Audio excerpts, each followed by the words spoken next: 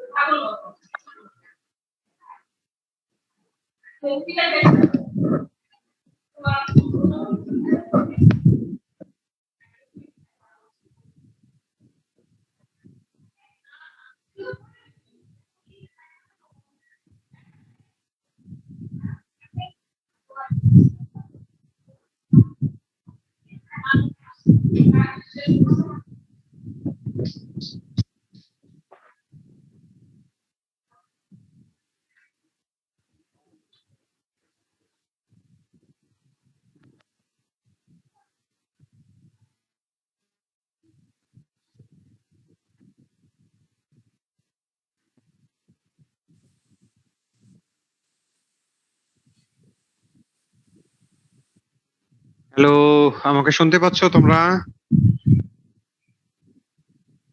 জি sir. ওকে, তোমাদের তো প্রায় 8 মিনিট হয়ে গেল, এখনো পর্যন্ত 72 জন জয়েন করেছে। আমরা মনে হয় ক্লাসটা শুরু করতে পারি, নাহলে ডিলে হয়ে যাবে। জি স্যার।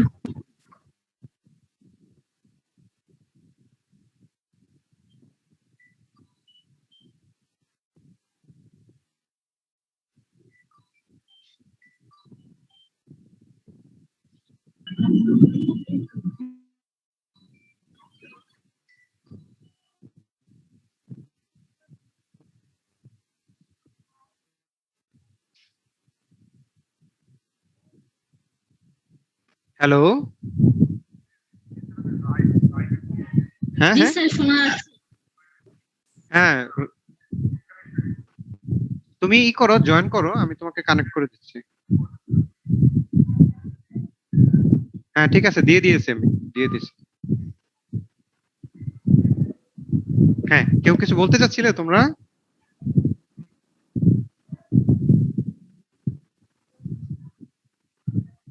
কেউ কিছু বলতে চাচ্ছিলে?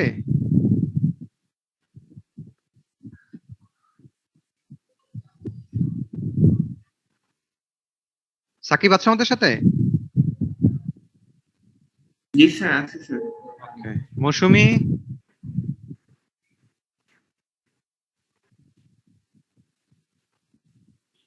মৌসুমী আছে আমাদের সাথে?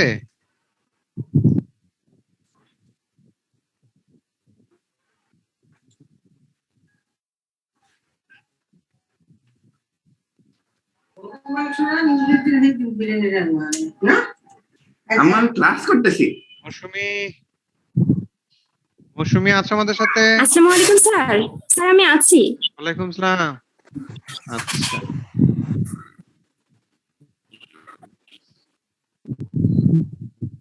ওকে, তোমাদের ক্লাস শুরু করার আগে একটু কথা বলে নেই আমি। সেটা হচ্ছে যে তোমাদের তো ভাইবা নিলাম, ভাইবা মাশাআল্লাহ তোমাদের ভালো হয়েছে। আমি মানে এগ্রিগেট, এটা হলো কি আমার ওভারঅল কমেন্টস এটার উপরে, যে তোমাদের ভাইবা ভালো হয়েছে। কিন্তু ভাইবার মধ্যে সমস্যাও আছে, একটু সেগুলো আমি বলে তারপর ক্লাসটা শুরু করব। তোমাদের প্রায় 1/3 এরও বেশি ছেলে মেয়েরা ফুল মার্কস পেয়েছে, অর্থাৎ আমি তো ভাইবা 5-এর মধ্যে মার্কস দিয়েছি, তো 33 জন তোমরা পেয়েছো 5-এ 5 পেয়েছো, আর বাকিরা 4 পেয়েছো, কেউ 3 পেয়েছো, কাউকে আমাকে 2ও দিতে হয়েছে, 2-3 জনকে আমাকে 1ও দিতে হয়েছে। কিছু করার ছিল না, কারণ যাদেরকে 1 দিয়েছি আসলে তাদেরকে 0 দিতে হতো, কারণ তারা কিছুই পারে না। তো এইটা আমার জন্য দুঃখজনক যে তোমাদেরকে এত ভালো করে পড়িও কেউ কেউ 2-3 অথবা 1 পেয়েছো, এটা আমি আশা করিনি তোমাদের কাছ থেকে। এটা হচ্ছে একটা কথা। দ্বিতীয় কথা হচ্ছে যে এটা হলো খারাপের দিকটা আমি আগে বললাম তোমাদেরকে। ওকে, আবার ভালো দিকটা হচ্ছে তোমাদের মধ্যে কেউ কেউ এত ভালো বলেছো যে আমি হাইলি ইমপ্রেস ছিলাম, এবং আমি তোমাদের যারা ভালো করেছো আমি তাদেরকে আমি সাথে সাথেই বলেছি যে তোমরা খুবই ভালো করেছো, আই এম ইমপ্রেস, এবং আমার কাছে ভালো লেগেছে জিনিসটা যে তোমরা খুব ভালোভাবে অ্যান্সার করতে পারছো জিনিসগুলো। কিন্তু এই জায়গাতে কিছু সমস্যা আছে, সেই সমস্যাগুলো আমি তোমাদের বলে দেই, নাইলে আবার ফাইনাল পরীক্ষায় তোমরা ভালো করবে না। সমস্যা হচ্ছে যে যারা এই যে ভালো করেছো, মাঝামাঝি ভালো করেছো, আবার অনেকে ভালো করো নাই, তাদের সবার জন্য আমি বলছি সেটা হচ্ছে যে ভাইবাটা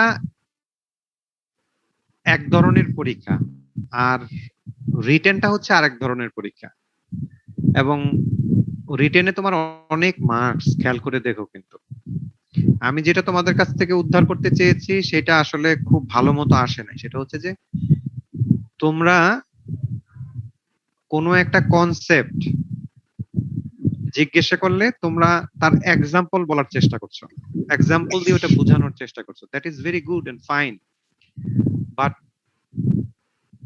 in the exam you have to write the concept first, then give a example or then cite a example. তোমরা যদি পরীক্ষার খাতায় মনে করো যে ক্লাস নোট দেখে শুধুমাত্র এক্সাম্পল দিয়ে তোমরা শুধুমাত্র বর্ণনা করতে চাচ্ছ, তাহলে কিন্তু সেটা একটা ভালো পরীক্ষা হবে না। তো আগে তুমি কনসেপ্টটা লিখবে, তারপরে তুমি একটা এক্সাম্পল দিবে, ঠিক আছে? তাহলে এই জায়গায় তোমাকে এখন মনোনিবেশ করতে হবে। এটা আমি সবার জন্য বলছি, ফাইনাল পরীক্ষায় ভালো করার জন্য বলছি। এখন মনে করো অনেকেই এই জায়গাতে 1 পেয়েছো, 2 পেয়েছো, 3 পেয়েছো, যদিও তাদের সংখ্যা কম, কিন্তু পেয়েছো তো কেউ কেউ। তাহলে তারা ফাইনাল পরীক্ষা যদি ভালো করতে চাও, তাহলে এখন থেকেই তোমাদের উঠে পড়ে লাগতে হবে। এটা আমি শুধুমাত্র আমার পরীক্ষার জন্য বলছি তা না, এটা তোমাদের সব কোর্সের জন্য একই রকম হতে হবে। ফলে তোমরা কিন্তু খুব সিরিয়াসলি এটাকে ধরার চেষ্টা করো। তো তোমাদের আমি কয়েকজনকে হয়তো বলেছি তোমাদের পরীক্ষা কিন্তু 3 তারিখে শুরু হবে, অক্টোবরের 3 তারিখে তোমাদের পরীক্ষা শুরু হবে, এটা ডেট হয়ে গেছে। তো তোমরা ওইভাবে প্রস্তুতি নাও, এবং যে সমস্ত কোর্সগুলো এখনো তোমাদের বাকি আছে সেই কোর্সগুলো তোমাদের শিক্ষকদের সাথে আলোচনা করে এগুলো দ্রুত শেষ করার চেষ্টা করো। আমার কোর্সের জন্য আমি বলবো, আমার খুব সম্ভবত আজকের লেকচার হলে পরে তোমাদের আর 2টা লেকচার বাকি থাকবে। সো ওই 2টা লেকচারের মধ্যে তোমাদের বেশ কিছু কাজও আছে, এবং এই 2 লেকচারের মাঝামাঝি সময়তে আমার যে প্রমিস ছিল তোমাদের সাথে, সেই প্রমিসটা হচ্ছে 30 নাম্বারের অ্যাসেসমেন্টের মার্কস তোমাদের হাতে তুলে দেওয়া। সেটা আমি তোমাদেরকে তুলে দিতে পারবো আশা করছি। খুব সম্ভবত আমরা নেক্সট ক্লাসেই মানে একটু গুছিয়ে ফেলার চেষ্টা করব, এবং যদি কিছু বাকি থাকে তাহলে আমরা আরেকটা ক্লাসে গিয়ে ওটা আমরা রিভিউ করে শেষ করে দিব। ফলে তোমাদের অন্য কোর্সগুলো ঠিক একইভাবে তোমরা বুঝার চেষ্টা করো, দেখার চেষ্টা করো, এবং সেইভাবে প্রস্তুতি নাও যদি তোমরা পরীক্ষায় ভালো করতে চাও। আমি তোমাদের মধ্যে কয়েকজনকে খুবই পটেনশিয়াল পেয়েছি, এবং তাদেরকে ওই সময় আমি এনকারেজ করেছি যে তোমরা যদি চাও তাহলে ভালো করতে পারো। ফলে এইটা তোমাদের সবার মধ্যেই আছে, এবং তোমাদের সবারই ম্যাক্সিমামদেরই পটেনশিয়ালিটি আছে। 100% এই জায়গাতে সবাই ভালো করবে এটা আশা করাও যায় না, এটা আশা করা দূরহ, ফলে তোমরা ম্যাক্সিমাম এই জায়গায় ভালো করার সম্ভাবনা আছে। এবং বিশেষ করে বলবো যে আমার কোর্সের জন্য, এখন অন্য কোর্স তোমরা কিভাবে ডিল করেছো সেটা তোমাদের নিজস্ব ব্যাপার। তো আমি বলবো যে তোমরা, যেহেতু পরীক্ষা সামনে চলে আসছে এবং পরীক্ষাটা তোমাদের অনলাইনেই হবে, আমি কিন্তু তোমাদের বারবার সতর্ক করেছি, সো তোমরা ওইভাবে প্রস্তুতি নিতে থাকো। এই জায়গায় আমি আবারও বলছি, তোমার প্রস্তুতিটা নিবা কিভাবে? প্রস্তুতিটা নিবা হচ্ছে যে এখন বড় প্রশ্ন করার সুযোগ নাই, আবার এমসিকিউ আসবে না। তাহলে তোমাদের এই যে শর্ট নোট অথবা সেমি ব্রড টাইপের কোশ্চেন, এগুলোর উপরে তোমাদেরকে মনোনিবেশ করতে হবে। সো আমার এই অংশটুকু তোমাদের বলার ছিল, আমি তোমাদেরকে বললাম। এখন তোমাদের যদি কোনো প্রশ্ন থাকে আমার সাথে আলাপ করতে পারো, বাট আমি মনে করি যে তোমাদের এই ভাইবার মধ্য দিয়ে আমি বোঝার চেষ্টা করেছি যে কে কিভাবে ক্লাসটাকে নিয়েছো এবং কে কিভাবে বোঝার চেষ্টা করেছো। ঠিক আছে? তো সেটা আমি তোমাদের কাছ থেকে বুঝতে পেরেছি। তো আমি এই জায়গাতে তোমাদের এই অংশটা শেষ করে দিচ্ছি, আমি এখন লেকচার শুরু করব। তোমাদের কারো যদি কিছু বলার থাকে তাহলে তোমরা বলতে পারো। ওকে, অলরেডি তোমাদের 81 জন জয়েন করেছে।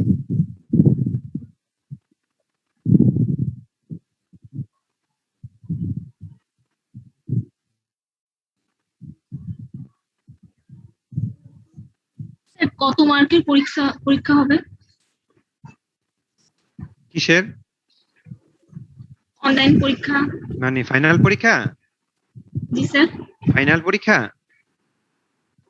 জি স্যার। ফাইনাল পরীক্ষা তোমার, হ্যাঁ ফাইনাল পরীক্ষা তোমার মার্কস গুলো একই রকম থাকবে, কিন্তু পরীক্ষার টাইম এবং সময় সংক্ষিপ্ত হয়ে যাবে। আমার কথা বুঝতে পেরেছো? যেমন স্যার- মনে করো যে তোমার পরীক্ষা ছিল 4 ঘন্টা, হ্যাঁ তোমার পরীক্ষা ছিল 4 ঘন্টা, সেই পরীক্ষাটা হয়ে যাবে 2 ঘন্টা। তো এই 2 ঘন্টার মধ্যে তোমাকে 8টা প্রশ্নের স্যার প্রশ্ন মার্কস দেওয়া হবে। টাইম যদি কমে দেয় তাহলে স্যার তো সমস্যা। মার্ক না, মার্কসটা এই জায়গাতে ফ্যাক্টর না, এটা আমরা নিজেরও আলোচনা করেছি, এবং তুমি যেরকম ভাবে প্রশ্ন করলে আমিও সেরকম ওই জায়গাতে এটা নিয়ে আলোচনা করেছি, এবং এটা নিয়ে যথেষ্ট তর্ক বিতর্ক হয়েছে। তো এটা যেটা মানে ডিপার্টমেন্ট যেটা তোমাদের জন্য করতে চাচ্ছে, আমি বলেছিলাম মার্কসটাকেও হাফ করে দেওয়ার জন্য আর কি। তো ডিপার্টমেন্ট তোমাদের জন্য যেটা করতে চাচ্ছে, টাইমটা হাফ করে দিয়ে মার্কসটাকে ফুল রাখা। ঠিক আছে? এখন তোমাকে 8টা প্রশ্ন দেওয়া হবে, সেটার মধ্যে 5টা প্রশ্নের উত্তর লিখবা। এটা 70 মার্কস এর ক্ষেত্রে, মানে ফুল ক্রেডিট আওয়ারের ক্ষেত্রে। তো তোমাদের সাথে তোমাদের পরীক্ষা কমিটির চেয়ারম্যানরা বসবে এটা।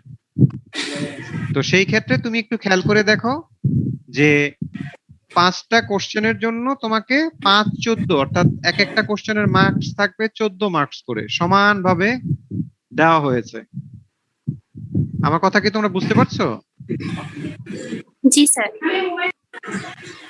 আচ্ছা, এখন তুমি মনে করতে চাচ্ছ যে আমি তো এই যে 5টা প্রশ্নের উত্তর দিব, 5টা প্রশ্নের উত্তর দেওয়ার জন্য আমার তো হচ্ছে 120 মিনিট সময়।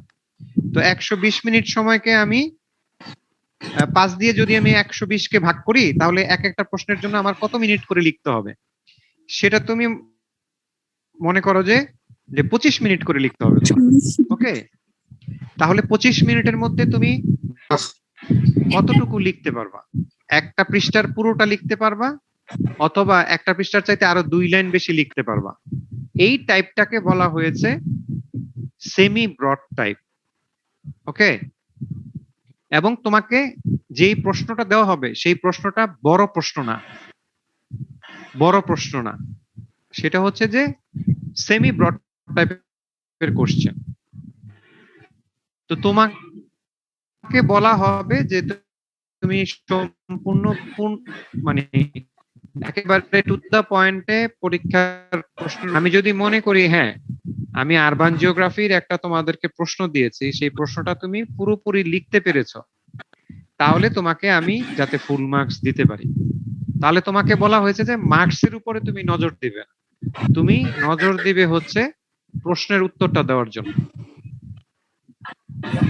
দেখো এবার আমার কথা বুঝতে পেরেছো কিনা? স্যার আরেকটা প্রশ্ন হচ্ছে, স্যার এটা কি টাইপিং করে নাকি হাতে লিখে? টাইপিং করে তো স্যার হাতে, সম্ভবই না হাতে। কোনোভাবে, এত লিখা। মানে হাতে লিখে। জি স্যার, এইভাবে তো হয়। একদম পরীক্ষা যেভাবে তোমরা দাও ঠিক একইভাবে পরীক্ষাটা দিবে। তোমাদেরকে ডেমো দেওয়া হবে এবার, এত মানে টেনশন করার কিছু নাই। মানে কেউ যদি শুধুমাত্র একটা মোবাইল পরীক্ষা দিতে চায় তাহলেও সে পরীক্ষাটা দিতে পারবে। স্ক্রিপ্ট দেওয়া হয় তোমার একটা পরীক্ষার জন্য, যে পৃষ্ঠা, সেই পৃষ্ঠাটা তোমাদেরকে দেওয়া হবে। সেই পৃষ্ঠাতে উপরে তোমার নাম লেখা টিকা এগুলো হয়তো তুমি লিখতে পারবে। সেটাকে তুমি কি করবে, পরীক্ষার উপরের কভার পেজ যেরকম থাকে ঠিক একই রকমের পেজ, সেটাতে তোমার নাম, রোল সবকিছু লিখবে, ডেট তারিখ সব লিখবে।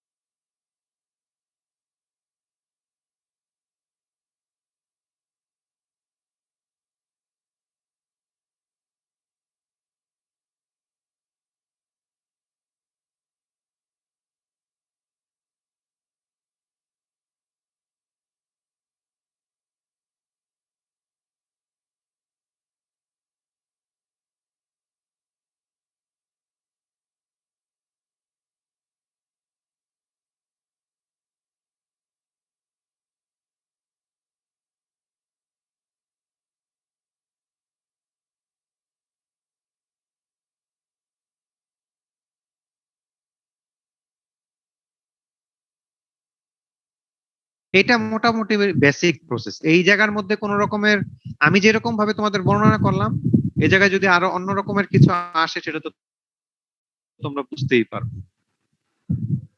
ফলে এটা কারোর জন্যই যে আমি অনলাইনে বসে লিখলাম, তারপরে হঠাৎ করে ছুটে গেলাম, তারপরে আবারও আসলো,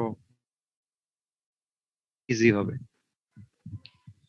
কিন্তু আমি বারবার তোমাদেরকে অ্যালার্ট করছি এই কারণে যে ফার্স্ট ইয়ারের পরীক্ষা আগামী 5 তারিখে শুরু হয়ে যাচ্ছে এবং 3 তারিখে শুরু হবে। সো আমি বলবো যে তোমাদের গুছানোর সময় চলে আসছে। ক্লাস অলমোস্ট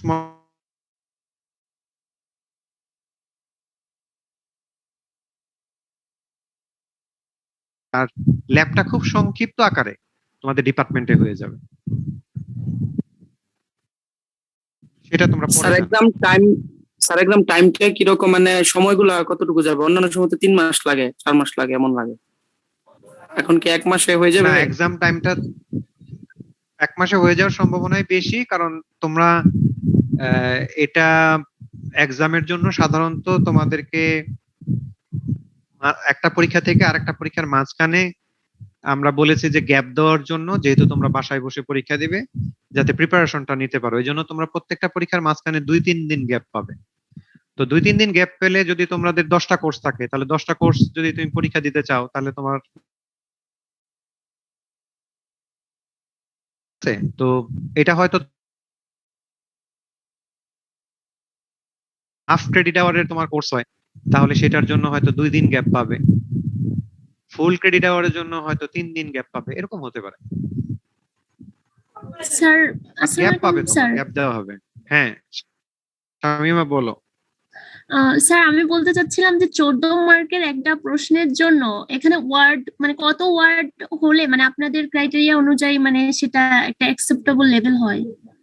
না, এই জায়গাতে কত ওয়ার্ড সেটা লিমিট করে দেয় নাই। তুমি যদি মনে করো 8 পৃষ্ঠা লেখে, হাফ পৃষ্ঠা লেখে তুমি আমার প্রশ্নটাকে আমার মন মতো করে উত্তর দিতে পারছো, এটা এরকম না যে তুমি একটা ওয়ার্ডে প্রশ্নের উত্তরটা দিয়ে দিলে। যেমন আমি তোমাদেরকে শর্ট নোটে, আমি খাতা দেখছি প্রায় 40টার মতো আমি তোমাদের স্ক্রিপ্ট দেখেছি। তো এই জায়গাতে আমি তোমাদেরকে অনেকেরই বলেছি যে তুমি যদি পারো তাহলে একটা ওয়ার্ড বা 2টা ওয়ার্ডে তুমি প্রশ্নের উত্তর দিতে পারো।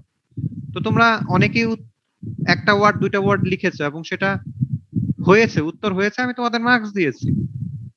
কিন্তু এই প্রশ্নটা কিন্তু এরকম না যে তুমি একটা লাইনে লিখবা বা দুইটা ওয়ার্ডে লিখে দিবা, সেরকম প্রশ্নটা হবে না এই জায়গাটা। আবার তোমাকে 15 পৃষ্ঠা 20 পৃষ্ঠা লেখার দরকার নাই এই জায়গাটা।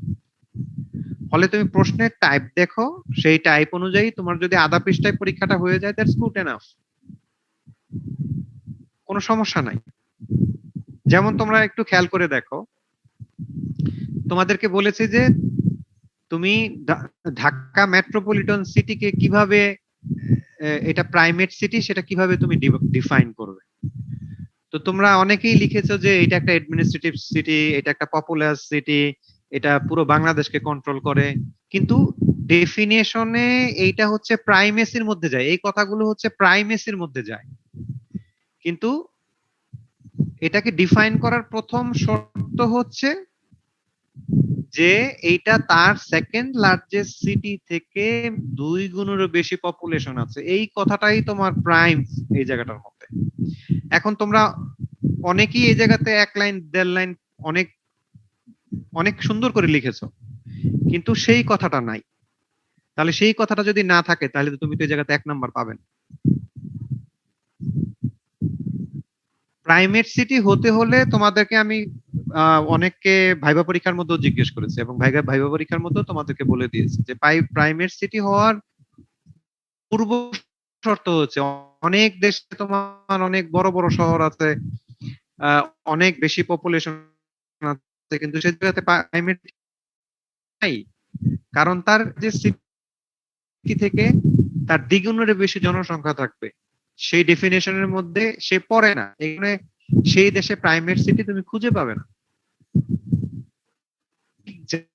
জায়গায়, সঠিক জায়গায় তোমাকে ঠিকঠাক মতো ভালো করে আনসার দিতে হবে।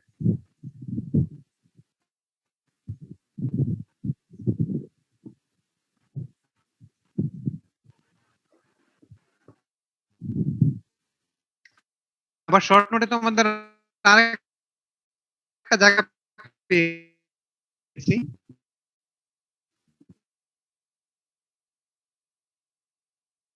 মূল ফ্যাক্টর।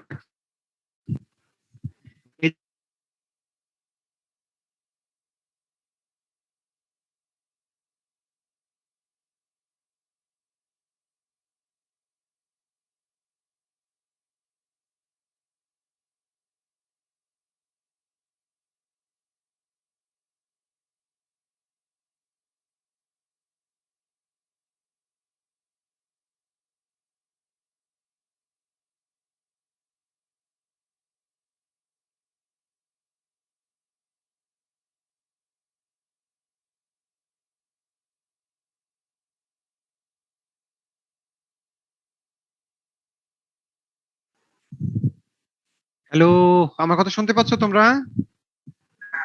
জি স্যার, এখন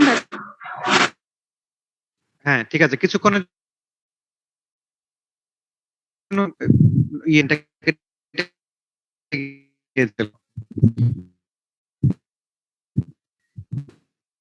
তাহলে একটু খেয়াল করে দেখে, ইকোনমিক ইনইকুয়ালিটি, যখনই ইকোনমিক ইনইকুয়ালিটি থাকবে তখন সেগ্রিগেশনটা বেশি হয়ে যাবে। আর যদি স্ট্যান্ডার্ড ইকোনমির মধ্যে টানটা একই রকমের থাকে, তাহলে সেই জায়গাতে রেসিডেন্সিয়াল ইনইকুয়ালিটিটা তুমি খুঁজে পাবে না। গভর্নমেন্টও সেই জায়গাতে ওইরকম করে আলাদা আলাদা করে রেসিডেন্সিয়াল ব্লক তৈরি করবে না।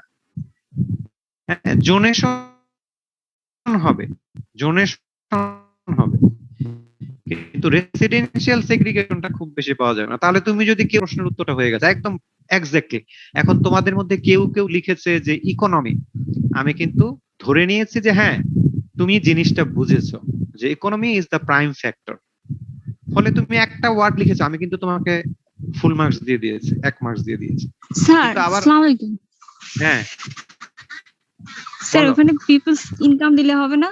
হ্যাঁ ওইটাতে দিয়েছি, তাদেরকেও দিয়েছি। আমি যদি বুঝতে পেরেছি যে এই জায়গাতে ইকোনমির অংশ আছে, ইকোনমির ভাব আছে, আমি তাদেরটাই রাইট দিয়েছি। কিন্তু অনেকে আমি দেখেছি যে অনেক কিছু নিয়ে আসছে সে, হ্যাঁ, তো এটা আমার কাছে মনে হয়েছে যে তোমরা এই এই প্রশ্নের উত্তরটা জানার জন্য তোমরা নেট সার্চ করেছো, নেট সার্চ করে দেখেছো যে তোমার রেসিডেন্সিয়াল সেগ্রিগেশনের জন্য তোমার জোনের মানে গভর্নমেন্ট ডিসিশন লাগে, জোনেশন তৈরি করতে হয়। This is not for the all. তোমার তখনই তোমার জোনেশন লাগবে যখন তোমার এই রকমের আলাদা আলাদা কমিউনিটিকে আলাদা আলাদাভাবে রাখতে হবে। তো এই জোনেশনটা অটোমেটিক্যালি ক্রিয়েট। এখন তোমার প্রাইম ফ্যাক্টরটা কি? আমি তো বলেছি যে প্রাইম ফ্যাক্টরটা কি? প্রাইম ফ্যাক্টরটা হচ্ছে ইকোনমিক ইনইকুয়ালিটি। তা আমি বুঝতে পারি তো জিনিসগুলো যে তুমি কি করেছো। তোমাদের মধ্যে 2-4 জন পাওয়া গেছে যে অনেকগুলো জিনিস কাট এন্ড পেস্ট করে এই জায়গাটার মধ্যে লাগিয়ে দিয়েছে। আমি জাস্ট পার্টিকুলারলি কারো কথা বলতে চাচ্ছি না এই জায়গাটা। ফলে আমি শিক্ষক হলে আমি তো বুঝতে পারি কে তুমি কিভাবে আনসার করেছো। তাহলে তুমি যদি খাতার মধ্যে ওইভাবে লিখো, আমার তো 14 মার্কসে 14 দেওয়ার জন্য কোনো সমস্যা নেই। নিশ্চয়ই আমার কথাগুলো তোমরা বুঝতে পারছো। ফলে আমি তোমাদেরকে বলছি যে তোমরা বাসায় বসে পরীক্ষা দিবে, মনে করছো যে তুমি খাতায় লিখছো এবং এইটা নেটটা ওপেন রাখছো, আচ্ছা দেখি এই জায়গাটার মধ্যে কি উত্তর আছে, সেই উত্তরগুলো আমি বের করে সেটা দেখে দেখে লিখে তারপর প্রশ্নের উত্তরটা পরে আমি দিয়ে দিলাম। এটা যারা করতে যাবা নির্ঘাত তারা ধরা খাবা। আর যারা তোমার ক্লাস নোট দেখে তার সাথে ম্যাচ করে টেক্সট পড়ে সেটার উত্তরটা নিজে নিজে লিখবে, সেটাও আমরা ভালো করে বুঝতে পারবো। তাকে আমার 14তে 14 দিতে কোনো আপত্তি নেই। ফলে আমার মেসেজটা তোমরা ফুললি পেয়ে গেছো। একই মেসেজ সব কোর্সের জন্য প্রযোজ্য। সো তোমরা কিন্তু মনে রেখো যে তুমি একটা বইয়ের থেকে বা একটা নেট থেকে তুমি ডাইরেক্ট এই জায়গাতে উঠিয়ে দিবে, সেরকম যদি করো তাহলে তোমার যে কোনো শিক্ষক এটা বুঝতে পারবে। আর তোমাদেরও সেই ম্যাচুরিটি আছে তোমাদের মধ্যে, যেটা তোমরা নিজেরা সুন্দর করে উপস্থাপন করতে পারো। তাহলে এই যে তোমাদের পটেনশিয়ালিটিটা এই ফার্স্ট ইয়ার থেকে 4th ইয়ার পর্যন্ত তোমাদের মধ্যে তৈরি হলো, সেটাকে ডিস্ট্রয় করে দিও না, সেটাকে ড্যামেজ করে দিও না। সেটাকে এই জায়গাতে পুরোপুরি কাজে লাগানোর চেষ্টা করো এবং সেই সুবিধাটা তোমরা এই জায়গাতে ক্যারি আউট করার চেষ্টা করো। যে চিন্তা করে দেখো যে তোমাদের এই পরীক্ষাটা আসলে আমার মনে হয় তুমি যদি হলে এসে পরীক্ষা দিতে তার চাইতে অনেক বেশি সহজ। তুমি বাসায় বসে পরীক্ষা দিচ্ছ, তোমাকে কোনো নড়াচড়া করতে হচ্ছে না, মুভমেন্ট দরকার নাই, কোনো হাহুতাশের দরকার নাই, কোনো কিছুর দরকার নাই। অত বড় পরীক্ষা না, সুন্দর করে তুমি প্রিপারেশন নিবে। এখন তারপরে যদি তোমরা প্রিপারেশন না নাও, এটা আমাদের পক্ষে কিছু করা সম্ভব না। যেমন আমি কেন তোমাদের ভাইবা নিয়েছি, তার একটাই উদ্দেশ্য ছিল যে আমার দেখা যে কে কিরকম প্রিপারেশন নিয়েছো, কে কতটুকু বুঝতে পেরেছো, কে কতটুকু জানতে পেরেছো, কে কতটুকু বুঝার চেষ্টা করেছো।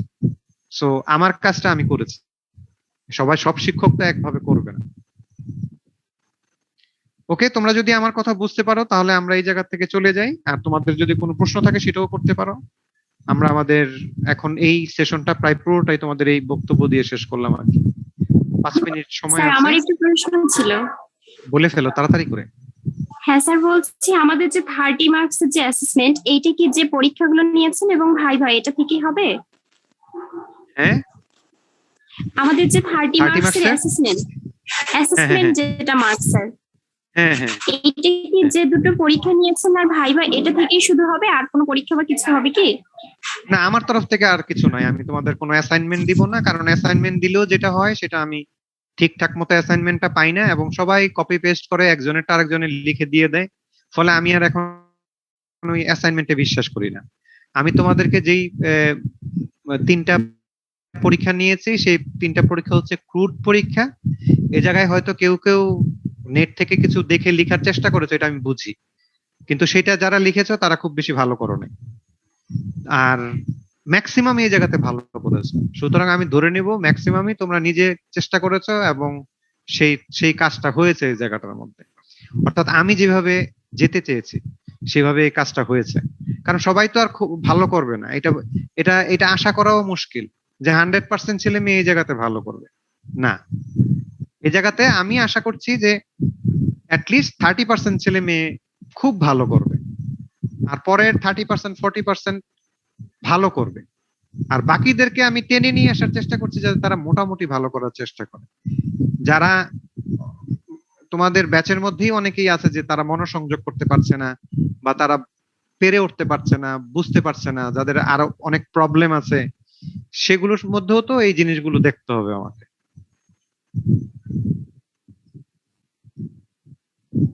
সুতরাং আমি তোমাদের অ্যাসেসমেন্টটা অলরেডি তৈরি করে ফেলছি, একটু অংশ বাকি আছে, এটা হলে দিয়ে দেব। প্রথম হচ্ছে তোমাদের 10 মার্কসের এমসিকিউ নিয়েছি, তোমাদের ম্যাক্সিমামদের পরীক্ষাই ভালো হয়েছে, এই জায়গায় কোনো শঙ্কার জায়গা দেখি না আমি। আবার এরপরে আমি তোমাদের শর্ট নোটের পরীক্ষা নিলাম, এটাও আমার কাছে মনে হয়েছে ম্যাক্সিমাম ভালো করেছো। এখন পর্যন্ত 50টা স্ক্রিপ্টের মধ্যে একটা স্ক্রিপ্ট পেয়েছি যে 10-এ 1 পেয়েছো, তো এটা থাকতেই পারে, কারণ সবাই তো পড়াশোনা করো নাই, সবাই তো ভালো করবে না। আবার দেখা গেছে যে 10-এ 10 একজন পেয়েছো, সো এখনো অ্যাভারেজ হচ্ছে 6 থেকে 7, এই অ্যাভারেজটা বেশি, তাহলে এটাও ভালো। তাহলে একটা হচ্ছে এমসিকিউ, তারপর একটা হচ্ছে শর্ট নোট, 10 10 20 হয়ে গেল। একটা ভাইবা নিয়ে নিয়েছি 5-এ, এটাও ভেরি গুড, তাহলে 25 হয়ে গেল। আর 5 হচ্ছে তোমাদের অ্যাটেন্ডেন্স। তাহলে তোমার 30 মার্কসের অ্যাসেসমেন্ট আমার তরফ থেকে শেষ।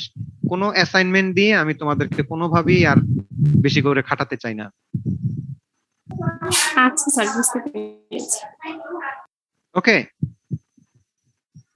জি স্যার। ক্লিয়ার তোমরা? হ্যাঁ স্যার। আচ্ছা, স্যার আসসালামু আলাইকুম। মৌসুমী, ওয়ালাইকুম আসসালাম। কে আর কেউ কিছু বলবে? স্যার আমি সাইমা বলছি। হ্যাঁ সাইমা বলো। একটা প্রশ্ন ছিল স্যার। বলো বলো, তাড়াতাড়ি তাড়াতাড়ি, সময় নষ্ট করা যাবে না। Sir residential, sir causes of residential segregation নিয়ে আপনি যখন আমাদেরকে মানে এই টপিকটা পড়িয়েছিলেন তখন বলেছিলেন কজেস, মানে আমি ভাবছিলাম যে তোমার এই কথা দুটোই কেটে হবে। কেটে আসতেছে, তোমার কথা স্যার এখন শোনা যাচ্ছে? সাইমা, তোমার কথা কেটে কেটে আসতেছে। এখন শোনা যাচ্ছে স্যার? হ্যাঁ হ্যাঁ, এখন শোনা যাচ্ছে, বলো বলো। স্যার বলছি আপনি যখন এই রেসিডেন্সিয়াল সেশনের আর 2 মিনিট সেগ্রিগেশনের বাকি আছে, তাড়াতাড়ি তোমার বলো। পড়িয়েছিলেন তখন হচ্ছে দুইটা,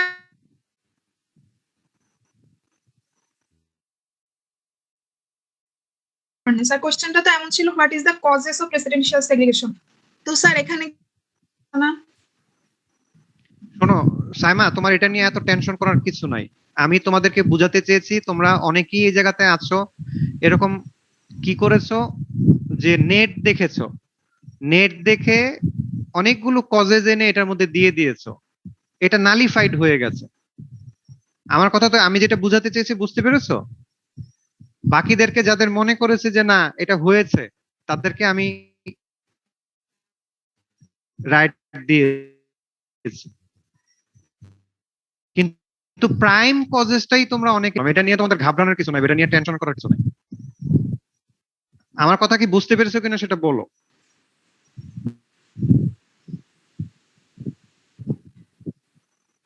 আমি তোমাদেরকে একটা জায়গার থেকে বিরত থাকতে বলছি, যে তোমরা ঘরে বসে পরীক্ষা দিবে, তোমার হাতে সবকিছুই আছে, বই আছে, নেট আছে, টেক্সট আছে, পিডিএফ আছে, কিন্তু তোমরা চেষ্টা করবা না ওই নেট, বই, পিডিএফ থেকে দেখে দেখে লেখার জন্য, তাইলে কিন্তু তোমাদের ব্লান্ডার হয়ে যাবে। আমি তোমাদের সেটা বোঝানোর চেষ্টা করছি এই জায়গাতে। স্যার এখানে আরেকটা বিষয় আছে স্যার, আমরা তো মানে সব সাবজেক্টে সব কোর্স গুলা অনলাইনে ভালোভাবে বুঝি না। এখন সেই ক্ষেত্রে আমাদের কাছে কোনো মানে বাড়তি কোনো বই নাই বা প্রিভিয়াস ইয়ারের কোনো মানে কি বলে কোনো ডকুমেন্টস আমাদের কাছে নাই। তো আমরা যেটা মানে লেকচার পাচ্ছি আপনাদের, এবং অনেকগুলা হচ্ছে কি বলে ওটাকে ক্লাস লেকচারের যে মানে পিডিএফ বা ওই যে স্লাইড গুলা, ওইগুলো আমরা পেয়েছি।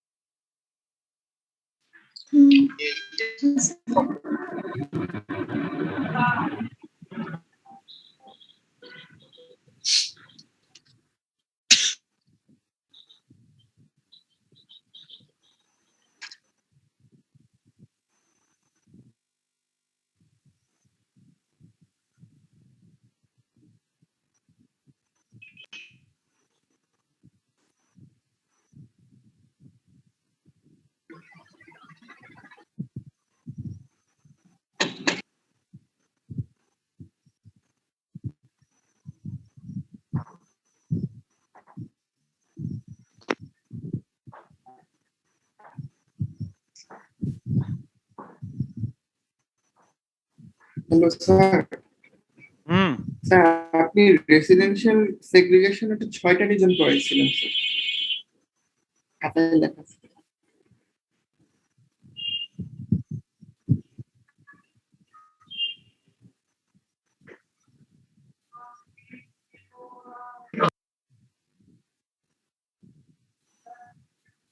দাঁড়াও সবাইকে নিয়ে নেই, সবাই জয়েন করেনি এখনো।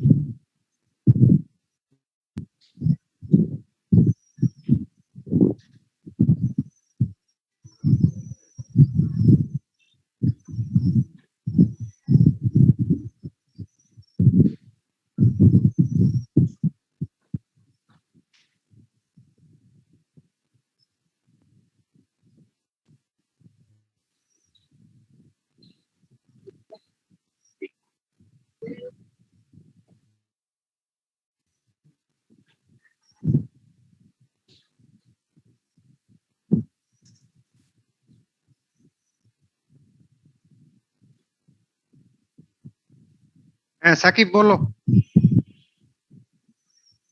75 জন জয়েন করেছো, বলো।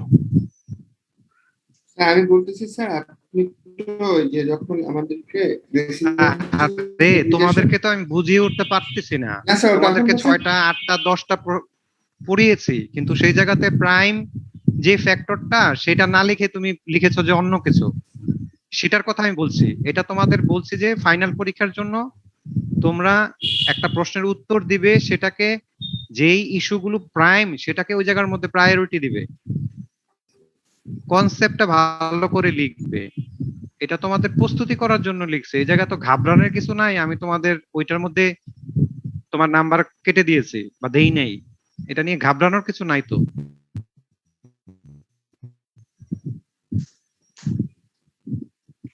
তুমি উত্তরটা যদি সঠিক না হয় তাহলে আমি কেটে দিয়েছি, কিন্তু উত্তর যদি তোমার সঠিক হয়ে থাকে তাহলে সেই জায়গাতে আমি তোমাকে মার্কস দিই এরকম তো না। যেমন আরবান হায়ারার্কির বেসিস কি, এখন কেউ যদি লিখে থাকো সেন্ট্রাল প্লেস থিওরি, আমি কি তাকে মার্কস দিব? বলো।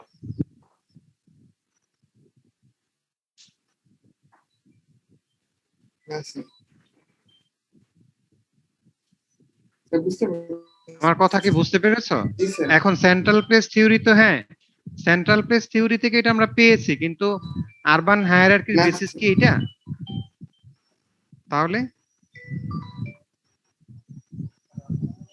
হ্যাঁ মিনহাজ, তোমাদের লিংকটা পাঠাবো, তুমি একটা ইমেল করে দাও আমাকে। হ্যাঁ হ্যাঁ হ্যাঁ।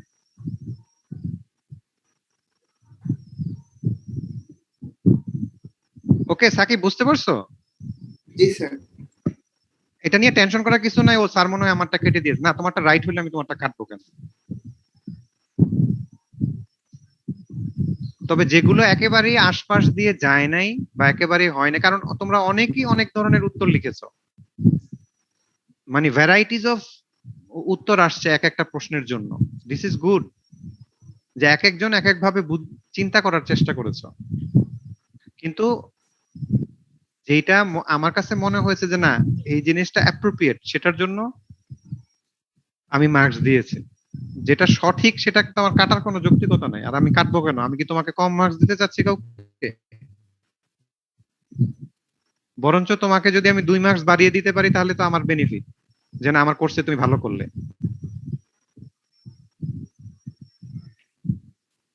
ওকে, আমরা মনে হয় এই জায়গা থেকে সরে যাই, তারপরে তোমাদের আজকের লেকচারটা দেওয়া শুরু করি, তা না হলে ওটা শেষ করে যাবে না, আমার আবার পরে লেকচার আছে। আর আরেকটা জিনিস তোমাদের সবসময় আমার বলা আছে, আমি তোমাদেরকে গতবারও তোমাদেরকে বলেছি যখন আমি এমসিকিউর তোমাদেরকে মার্কস দিয়েছি, যে কারো যদি কোনো রকমের মানে কোনো রকমের প্রশ্ন থাকে যে আমি তো আসলে এটাতে 10 মার্কস পাওয়ার কথা ছিল, আমি কেন 8 পেলাম, তুমি তোমার স্ক্রিপ্টটা দেখতে পারো আমার কাছ থেকে, যে কেন আমি তোমাকে 8 দিলাম। ঠিক আছে? কেন তুমি 5 পেলে, কেন তুমি 1 পেলে, সেই স্ক্রিপ্টটাও তুমি দেখতে পারো। কেউ যদি 1 পেয়ে থাকে গুলো তো আমি দেখতে পারবো। That is all right.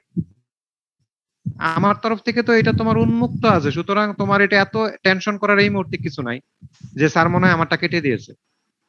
না, আমি দেখেছি যে তোমাদের উত্তরে যৌক্তিকতা আছে কিনা, কারণ এক একজন এক এক ডাইমেনশনে লিখেছে। ঠিক আছে? তো এটা নিয়ে এত টেনশন করার কিছু নাই, আমরা এখন লেকচারে চলে যাই, নাহলে আবারও দেখা যাবে যে একটা লেকচার তোমাদের বেড়ে যাবে। আর কারো যদি অন্য কোনো ধরনের প্রশ্ন থাকে তাহলে আমাকে আবার এই লেকচারের শেষে তোমার বলো। ওকে, আমরা আজকে আমাদের আরবান ট্রান্সপোর্টের শেষ অংশ আমরা পড়বো। তো এই শেষ অংশের মধ্যে আমরা যেটা এই জায়গাতে পড়তে চাচ্ছি সেটা হচ্ছে যে আরবান ল্যান্ড ইউজ এবং ট্রান্সপোর্টেশন। আমাদের ল্যান্ড ইউজ হচ্ছে বড় পার্ট আরবান জিওগ্রাফির মধ্যে, বিশেষ করে আমরা ল্যান্ড ইউজের যেই মডেলগুলো পড়েছি সেই মডেলগুলো আমার আরবান জিওগ্রাফিতে আছে। এট দ্য সেম টাইম এই মডেলগুলো কিন্তু আমাদের ল্যান্ড ইউজ যে সার্ভে, সেই সার্ভের মধ্যেও দেখবা যে ল্যান্ড ইউজ এর মধ্যে আমরা ল্যান্ড ইউজকে মিলিয়ে দেখছি। ইভেন আমরা ম্যাক্সিমাম যে কনসেপ্ট গুলো আছে সেই কনসেপ্ট গুলো কিন্তু আমরা ল্যান্ড ইউজের সাথে মিলিয়ে দেখতে পারি। তো সে কারণে ট্রান্সপোর্টেশন ল্যান্ড ইউজের একটা বড় পার্ট, এবং আমরা এই কারণেই ট্রান্সপোর্টেশনের প্রথম যে অংশ আমরা পড়েছি সেটা নিশ্চয়ই তোমাদের নোট করা আছে।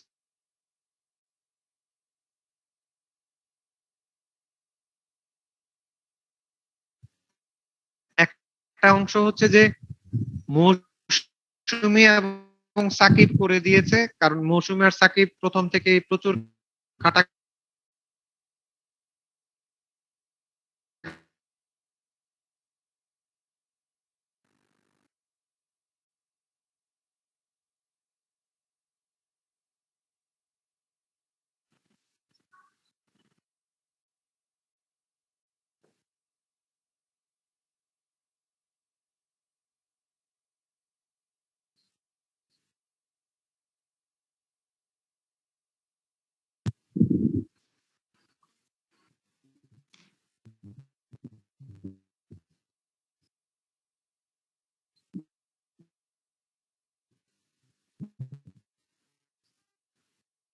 স্যার শুনতে পাচ্ছি না।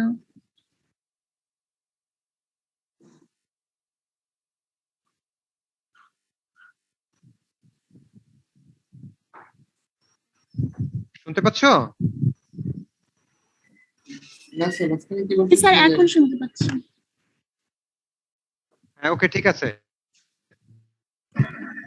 আমি তোমাদের একটা সিলেবাস পেয়েছি, সেই সিলেবাসটা হচ্ছে যেটা দিয়ে আমরা পরীক্ষা নিলাম।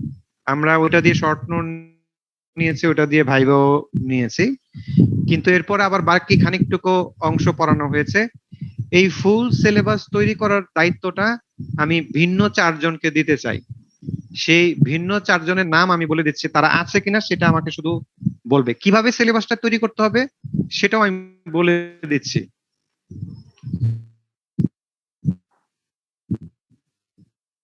তাহলে এই ভিন্ন 4 জনের এর মধ্যে একজন হচ্ছে, আমি নাম খাদিজা, কি আমাদের সাথে আছো?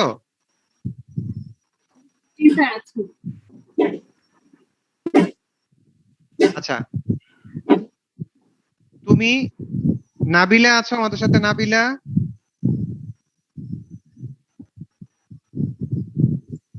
জি স্যার আছে। না, ওকে, নাবিলা। রিফায়াত আছো আমাদের সাথে? রিফায়াত, জি স্যার আছি।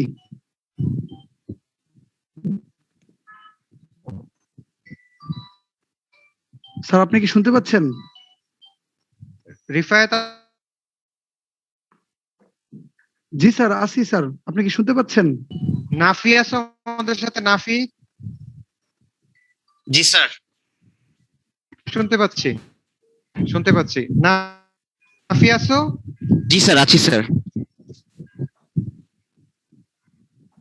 ওকে, তোমাদের এই 4 জনকে আমি একটা দায়িত্ব দিব। সেই দায়িত্বটা হচ্ছে, আমরা যেই যেই মানে লেকচার গুলো পড়লাম, সেই লেকচার গুলো ডেট অনুযায়ী, আশা করি তোমরা প্রত্যেকেই সব ক্লাসে উপস্থিত ছিলে, তোমরা ডেট অনুযায়ী প্রথমে ব্রড টপিকটা লিখবে উপরে। তোমরা বুলেট পয়েন্টে আমি যতগুলো কনসেপ্ট পড়িয়েছি সেই কনসেপ্ট গুলো বুলেট পয়েন্টে লিখবে। লিখে একটা আপডেটেড সিলেবাস তৈরি করবে। সেই সিলেবাসটা তোমরা 4 জনের মধ্যে আদান প্রদান করবে। ওকে, 4 জন আগে নিজেরা তৈরি করবে, প্রত্যেকে আলাদা আলাদা করে তৈরি করবে এবং নিজেদের মধ্যে এক্সচেঞ্জ করে তারপরে দেখবা যে নিজেরা একটা ফুল সিলেবাস তৈরি করবে। যে হ্যাঁ, আমার মধ্যে এটা গ্যাপ ছিল, ও ওইটা লিখেছে, এটা এটার মধ্যে নিয়ে আসবে, রিপ্লেস করবে। তারপরে একটা 4 জনেরটা মিলিয়ে একটা হোল সিলেবাস তৈরি করবে, যাতে সবগুলো জিনিস একটার মধ্যে থাকে। তোমরা যখন 4 জন কনফার্ম হয়ে যাবে যে হ্যাঁ ঠিক আছে, এখন আমরা তৈরি করে ফেলেছি, এটা আমার কাছে সেন্ড করে দিবে। এটা আমি তোমাদের 4 জনকে আলাদা করে দায়িত্ব দিয়ে দিলাম। তোমরা এখনই কাজ শুরু করবে, যেহেতু আমার আর ক্লাস 1টা 2টা ক্লাস বাকি আছে, এর মধ্যে এই কাজটাও শেষ হয়ে যেতে হবে। আমার কথা যদি কেউ না বুঝে থাকো তাহলে প্রশ্ন করো। খাদিজা, নাবিলা, রিফায়েত এবং নাফি, কেউ যদি আমার কথা না বুঝে থাকো তাহলে প্রশ্ন করো। জি স্যার, বুঝতে পেরেছি স্যার।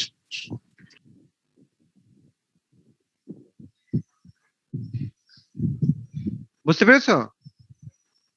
জি স্যার। তোমাদেরকে আমি আগামী 4 দিন সময় দিলাম, 3 দিনে তোমরা কমপ্লিট করবে, 4র্থ দিনে তোমরা এটা সেন্ড করবে। আজকে হচ্ছে আমাদের 9 তারিখ, তোমরা এটা 15 তারিখের মধ্যে দিবে। যাও, আমি তোমাদের আরেকটা সময় বাড়িয়ে দিলাম, 15 তারিখের মধ্যে দিবে। স্যার আমাদের এখনো যে টপিকগুলো বাকি আছে আপনার কোর্সে, ওই টপিকগুলো কি করব? ওগুলো তো এখনো আমরা এগুলো তোমরা শেষে পেয়ে যাবে, অসুবিধা নেই, হয়ে যাবে। মানে 15 তারিখের মধ্যে আপনাকে ততটুকুই সাবমিট করব যতটুকু আমরা হ্যাঁ হ্যাঁ, আমরা যতটুকু 15 তারিখের মধ্যে পড়েছি ততটুকু সাবমিট করো। আর বাকি যে পয়েন্টগুলো আছে সেটা আমি এটার মধ্যে লিখে দিব, ওটার মধ্যে আমি টাইপ করে দিব, ফাইনালি আবার আমি তোমাদেরকে সেন্ড করে দিব এটা সবাইকে। ওকে,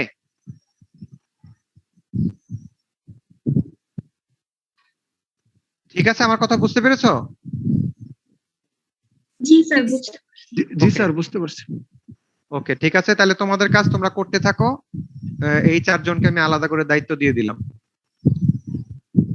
আচ্ছা, এখন হচ্ছে আমরা ল্যান্ড ইউজে যাব। ল্যান্ড ইউজের মধ্যে দুটো ছোট কনসেপ্ট আছে, সেই দুটো ছোট কনসেপ্ট তোমরা খুব সংক্ষেপে খাতার মধ্যে লিখে নিতে পারো, অথবা শুধু পয়েন্টগুলো টুকে নিতে পারো, পরে তোমাদেরকে কনসেপ্টগুলো দেখে নিতে হবে। একটা হচ্ছে যে আমরা ল্যান্ড ইউজের দুটো অংশ দেখি, একটা হচ্ছে ফর্মাল ল্যান্ড ইউজ আর একটা হচ্ছে ফাংশনাল ল্যান্ড ইউজ।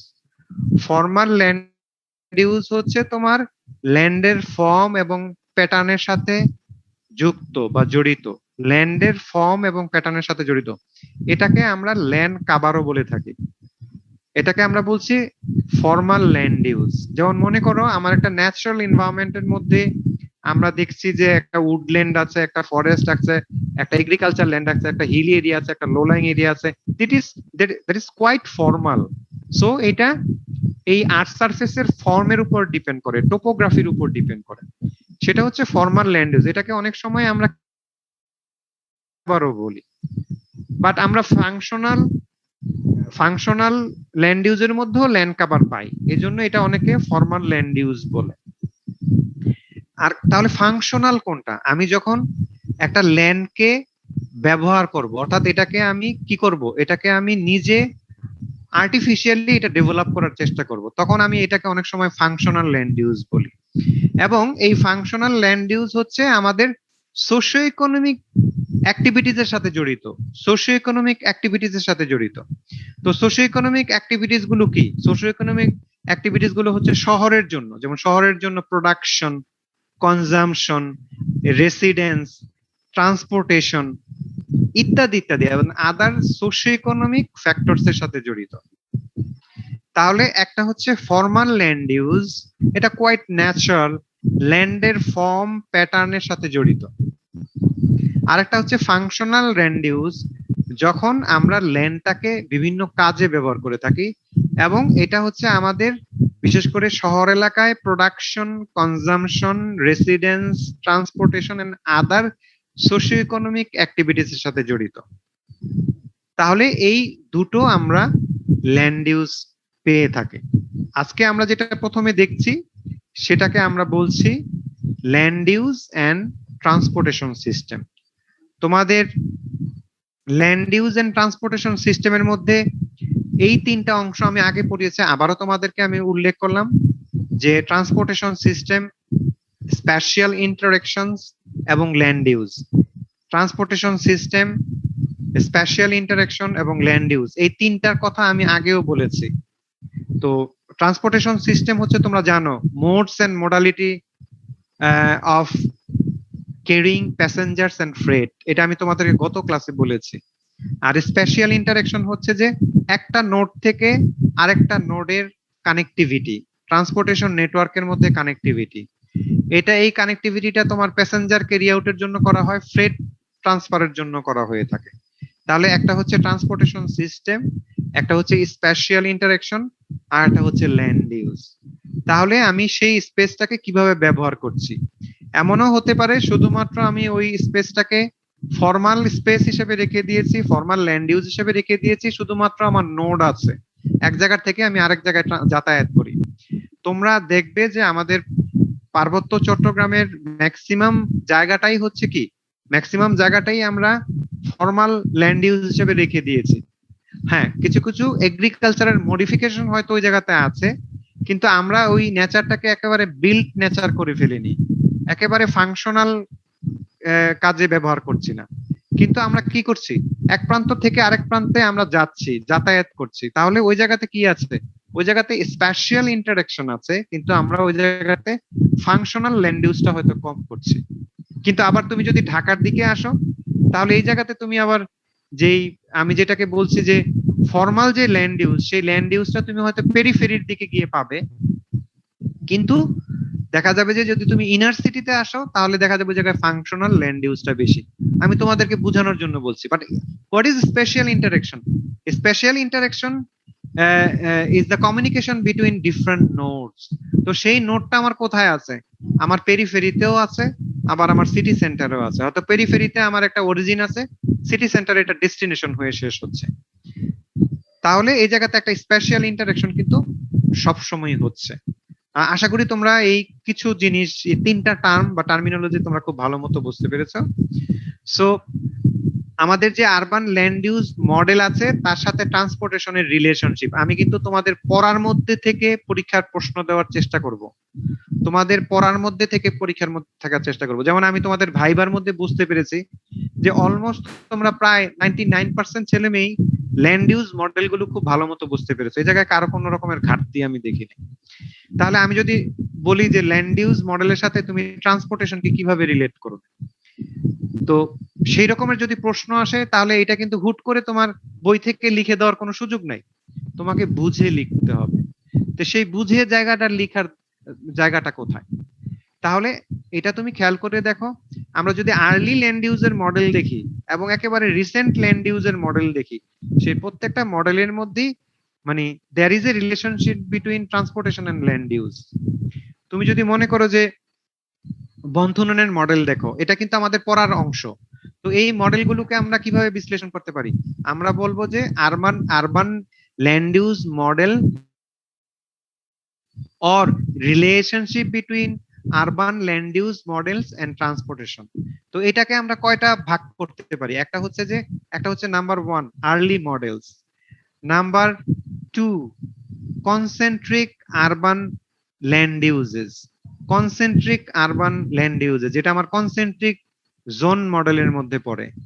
এরপরে আমরা পাবো হচ্ছে polycentric and zonal land uses, যেটার মধ্যে আমাকে পড়বে কোনটা, সেক্টর মডেল এবং মাল্টিপল নিউক্লি মডেল।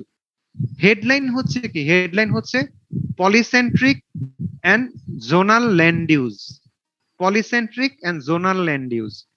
আর একটা হচ্ছে তোমার hybrid land uses, hybrid land uses, ঠিক আছে। আর 5 নাম্বারটা হচ্ছে ল্যান্ড ইউজ মার্কেট, ঠিক আছে, ল্যান্ড ইউজ মার্কেট।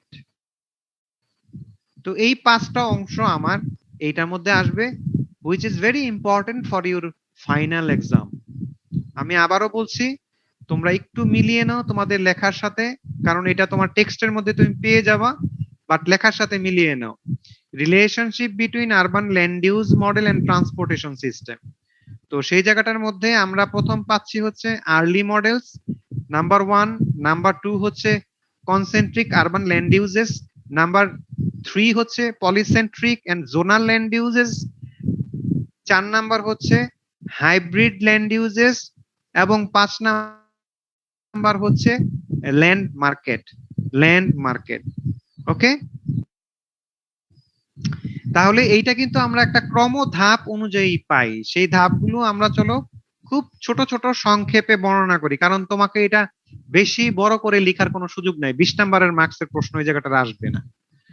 সো আমরা যদি এটা এইভাবে যাই, আর্লি মডেলস এর মধ্যে আমি একটা এক্সাম্পল দিব। একটা এক্সাম্পল হচ্ছে কি, বনতুনেন্সের এগ্রিকালচারাল মডেল অথবা বনতুনেন্সের রিজিওনাল ল্যান্ড ইউজ মডেল বলে এটাকে। তো সেটা তোমরা এটা জানো আগে, আমরা জানি যে বনতুনেনের এগ্রিকালচার ল্যান্ড ইউজ মডেল আছে।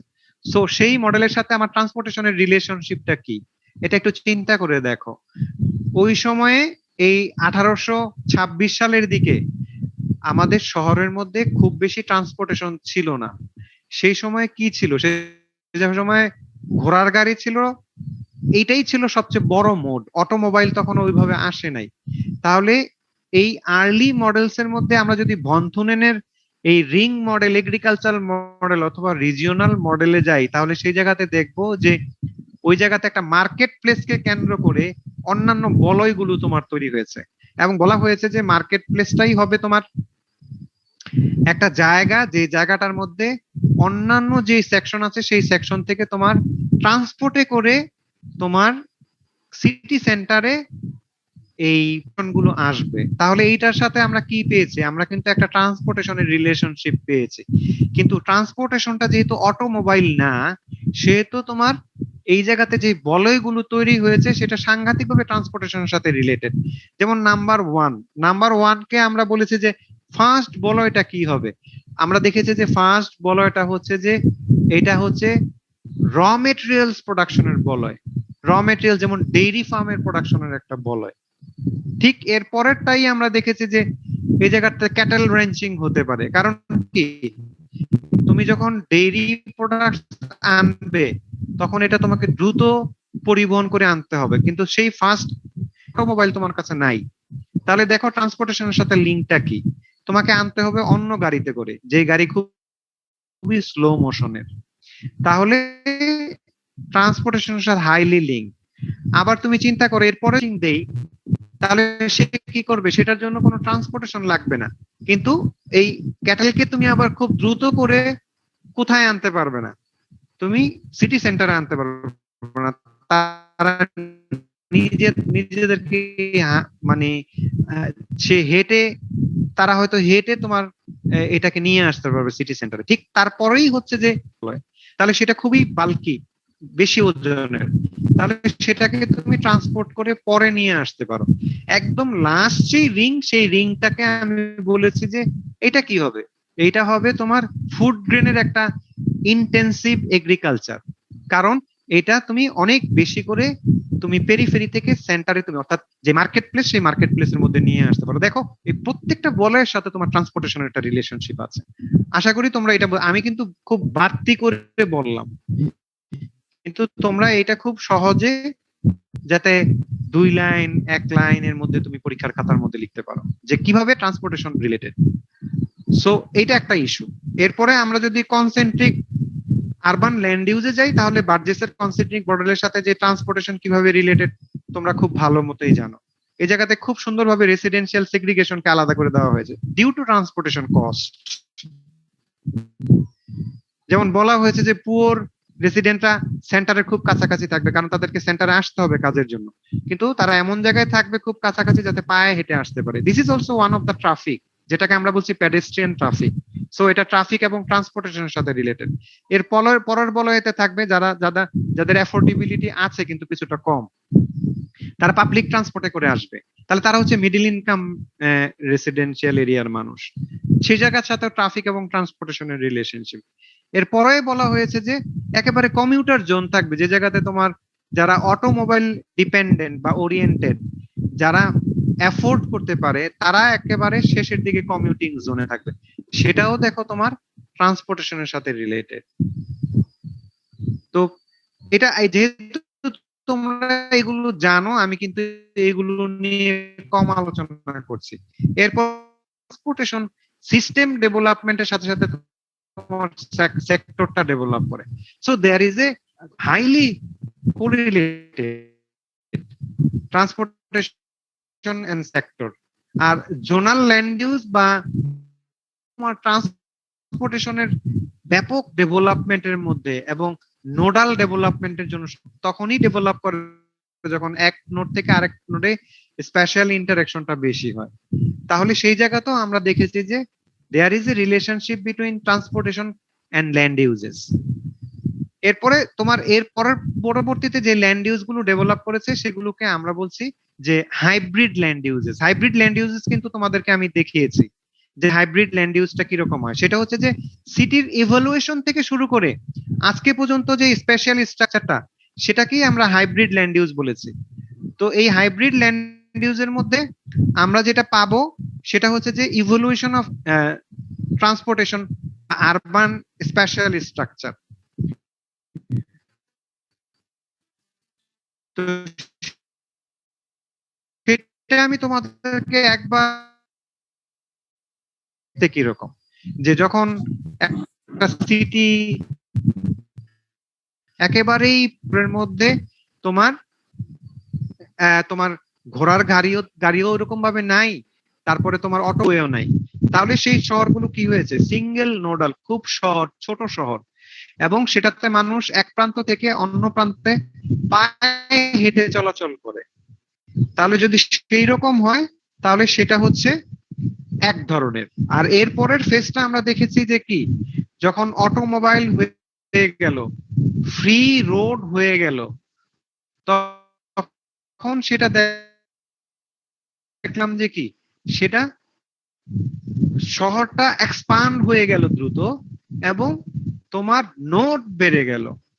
এবং আজকের নোডাল শহর, এবং সেই জায়গাতে আমরা দেখছি যে একেবারে কনসেন্ট্রিক জোন থেকে মাল্টি নোডাল জোন পর্যন্ত সবই এই শহরের মধ্যে দেখতে পাওয়া যায়।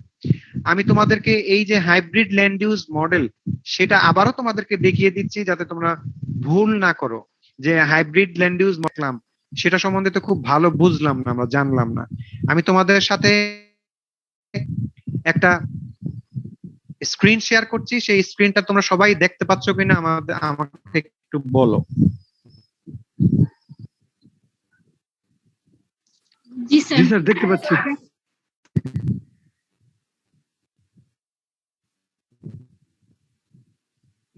দেখতে পাচ্ছ? হ্যাঁ স্যার, দেখতে পাচ্ছি।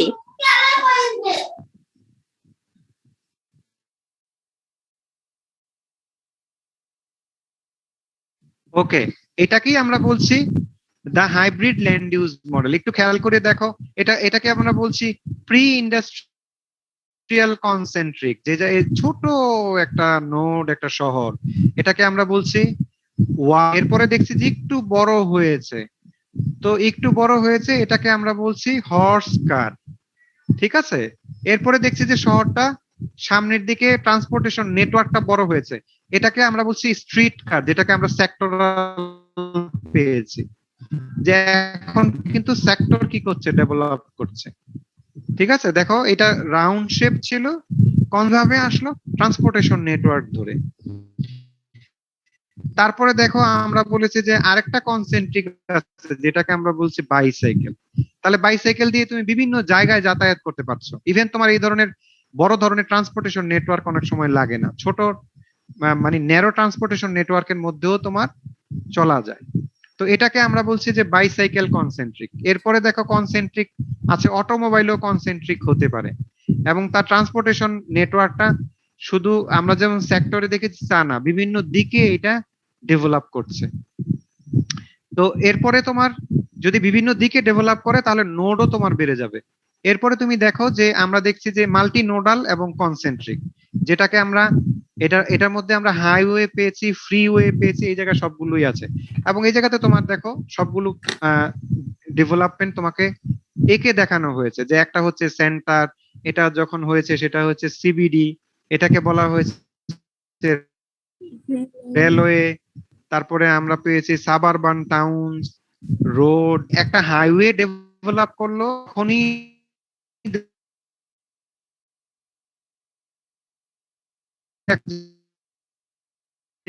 এইটার তার সাবারবানাইজেশনটা বেড়ে এবং নোডাল, এগুলোকে বলা হয়েছে ল্যান্ড ইউজ মডেলগুলোকে আমরা একসাথে করে এই জায়গাটার মধ্যে দেখাতে পারলাম। এবং এই এক্সপানশনটা তোমার ডিউ টু ট্রান্সপোর্টেশন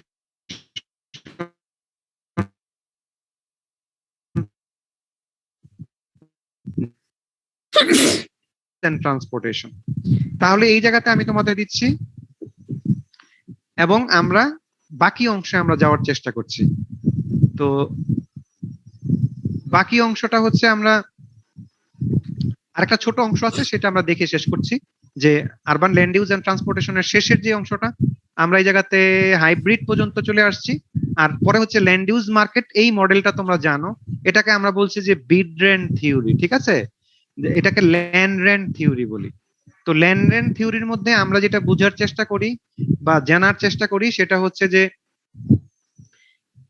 এরকম একটা রেন্টাল থিওরি, যেই রেন্টের মধ্যে আমরা বোঝার চেষ্টা করি যে এই জায়গাতে আরবান রুরাল দুইটাই থাকতে পারে, বাট আমরা তো আরবান নিয়ে বেশিটা দেখবো, যে ল্যান্ড রেন্ট অনুযায়ী কি হয়, একেবারে শহরের যে সিটি সেন্টার বা সিবিডি তার কাছে ল্যান্ড রেন্ট বেশি থাকে, এবং ল্যান্ড রেন্ট বেশি থাকার ফলে এক ধরনের কি বলে বলয় তৈরি হচ্ছে, এবং ল্যান্ড রেন্ট যত সিটি সেন্টার থেকে তুমি পেরিফেরির দিকে যাবে তখন তোমার ল্যান্ড রেন্টটা কমে যাবে, এবং তার বলয়গুলো আস্তে আস্তে চেঞ্জ হয়ে যাবে। আমি তোমাদের সাথে আরেকটা স্লাইড স্ক্রিন শেয়ার করছি, তোমরা একটু স্ক্রিনটা দেখার চেষ্টা করো, তাহলে তোমরা খুব ভালো মতো উপলব্ধি করতে পারবে। এটা আমাদের পরীক্ষার জন্য খুবই গুরুত্বপূর্ণ, এই জন্য বারবার দেখাচ্ছি তোমাদেরকে। তোমরা নিশ্চয়ই স্ক্রিনটা দেখতে পাচ্ছ আশা করছি।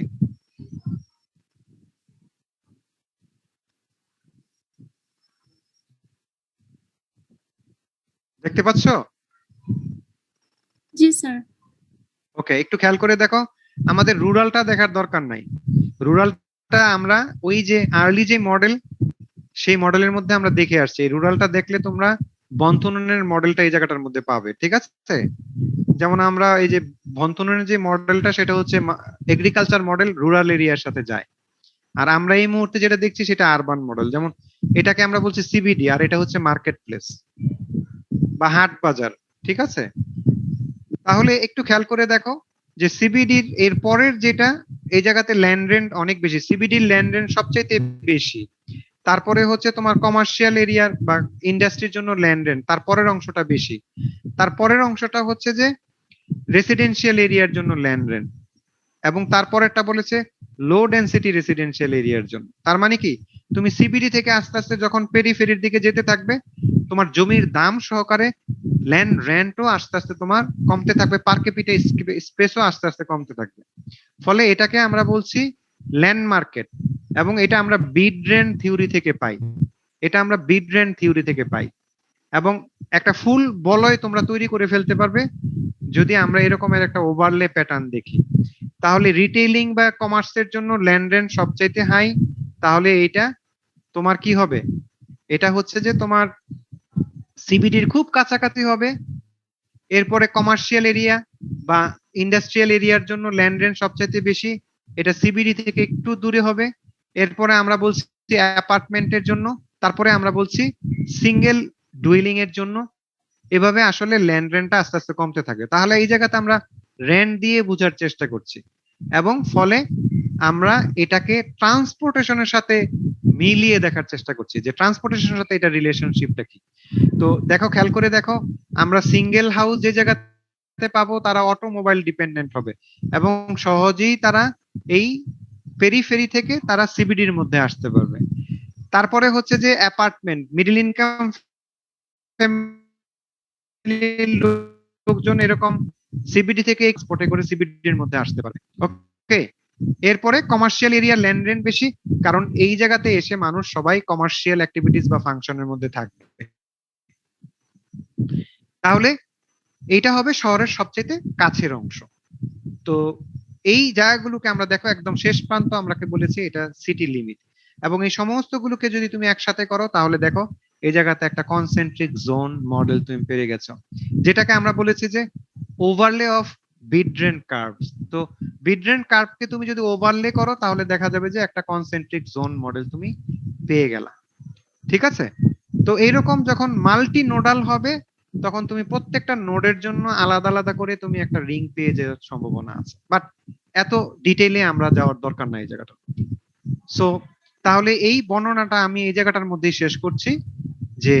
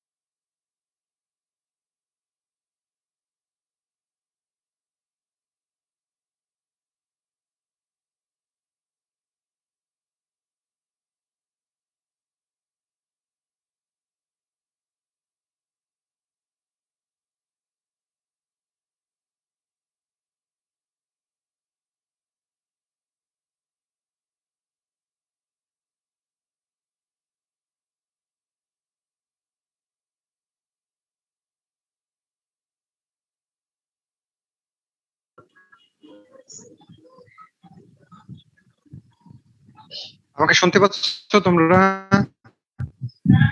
জি স্যার। ওকে ওকে, এই অংশে আমরা বাকিটা শেষ করব এবং তোমাদের অ্যাটেন্ডেন্সটা দিয়ে দেব আমি।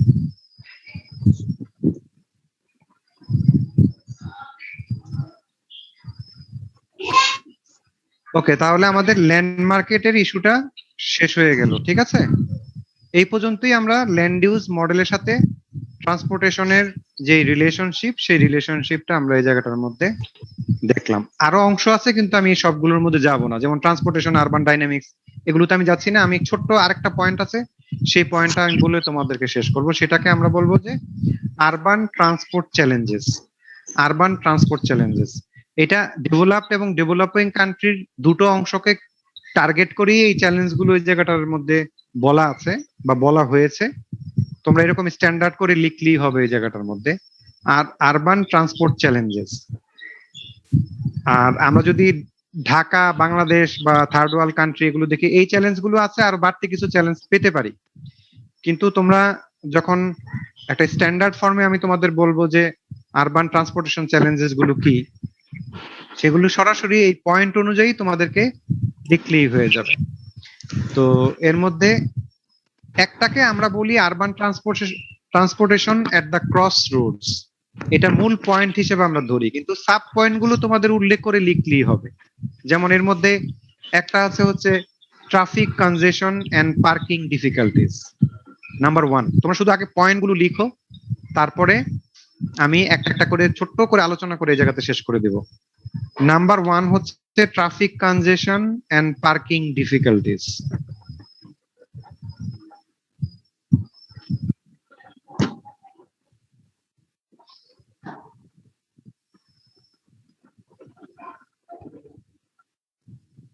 Traffic congestion and parking difficulties.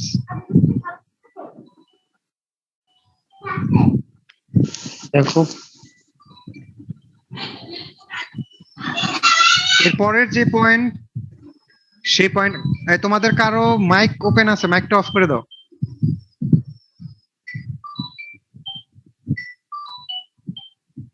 তারপরেরটা হচ্ছে লঙ্গার কমিউটিং। লঙ্গার কমিউটিং,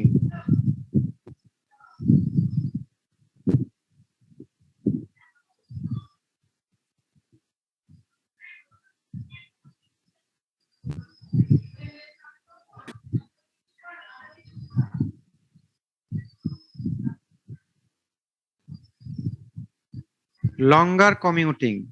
এরপরে হচ্ছে public transport inadequacy. Public transport in এডিকুয়েসি।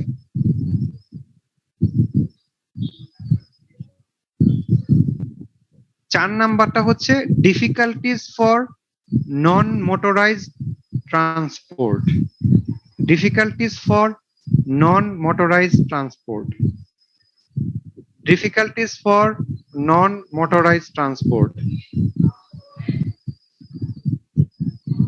এরপরে 5 নাম্বারটা হচ্ছে loss of public space. Loss of public space.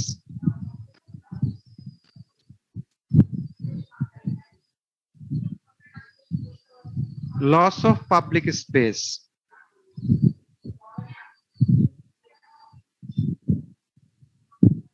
এরপরেরটা হচ্ছে high infrastructure maintenance cost. High infrastructure maintenance cost.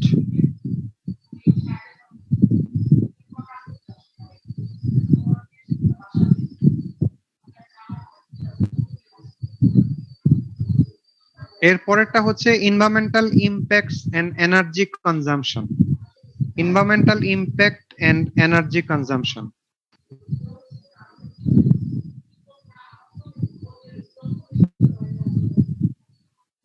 তারপরেরটা হচ্ছে অ্যাক্সিডেন্টস এন্ড সেফটি।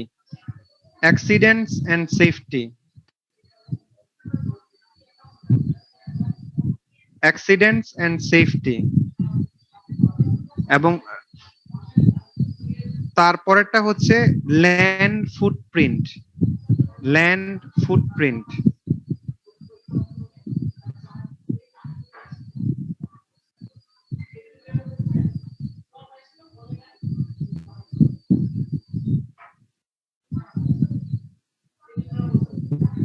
তারপরেরটা হচ্ছে ফ্রেট ডিস্ট্রিবিউশন। ফ্রেট ডিস্ট্রিবিউশন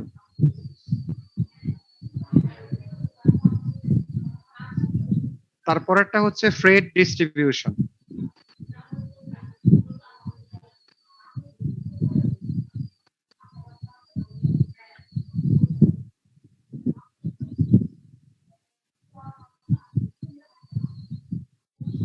এর পরেরটা হচ্ছে অটোমোবাইল ডিপেন্ডেন্সি। অটোমোবাইল ডিপেন্ডেন্সি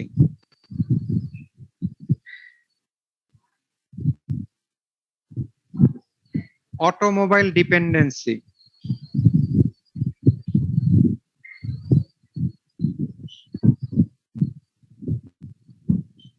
এবং শেষের পয়েন্টটা হচ্ছে কনজেশন। শেষের পয়েন্টটা হচ্ছে কনজেশন।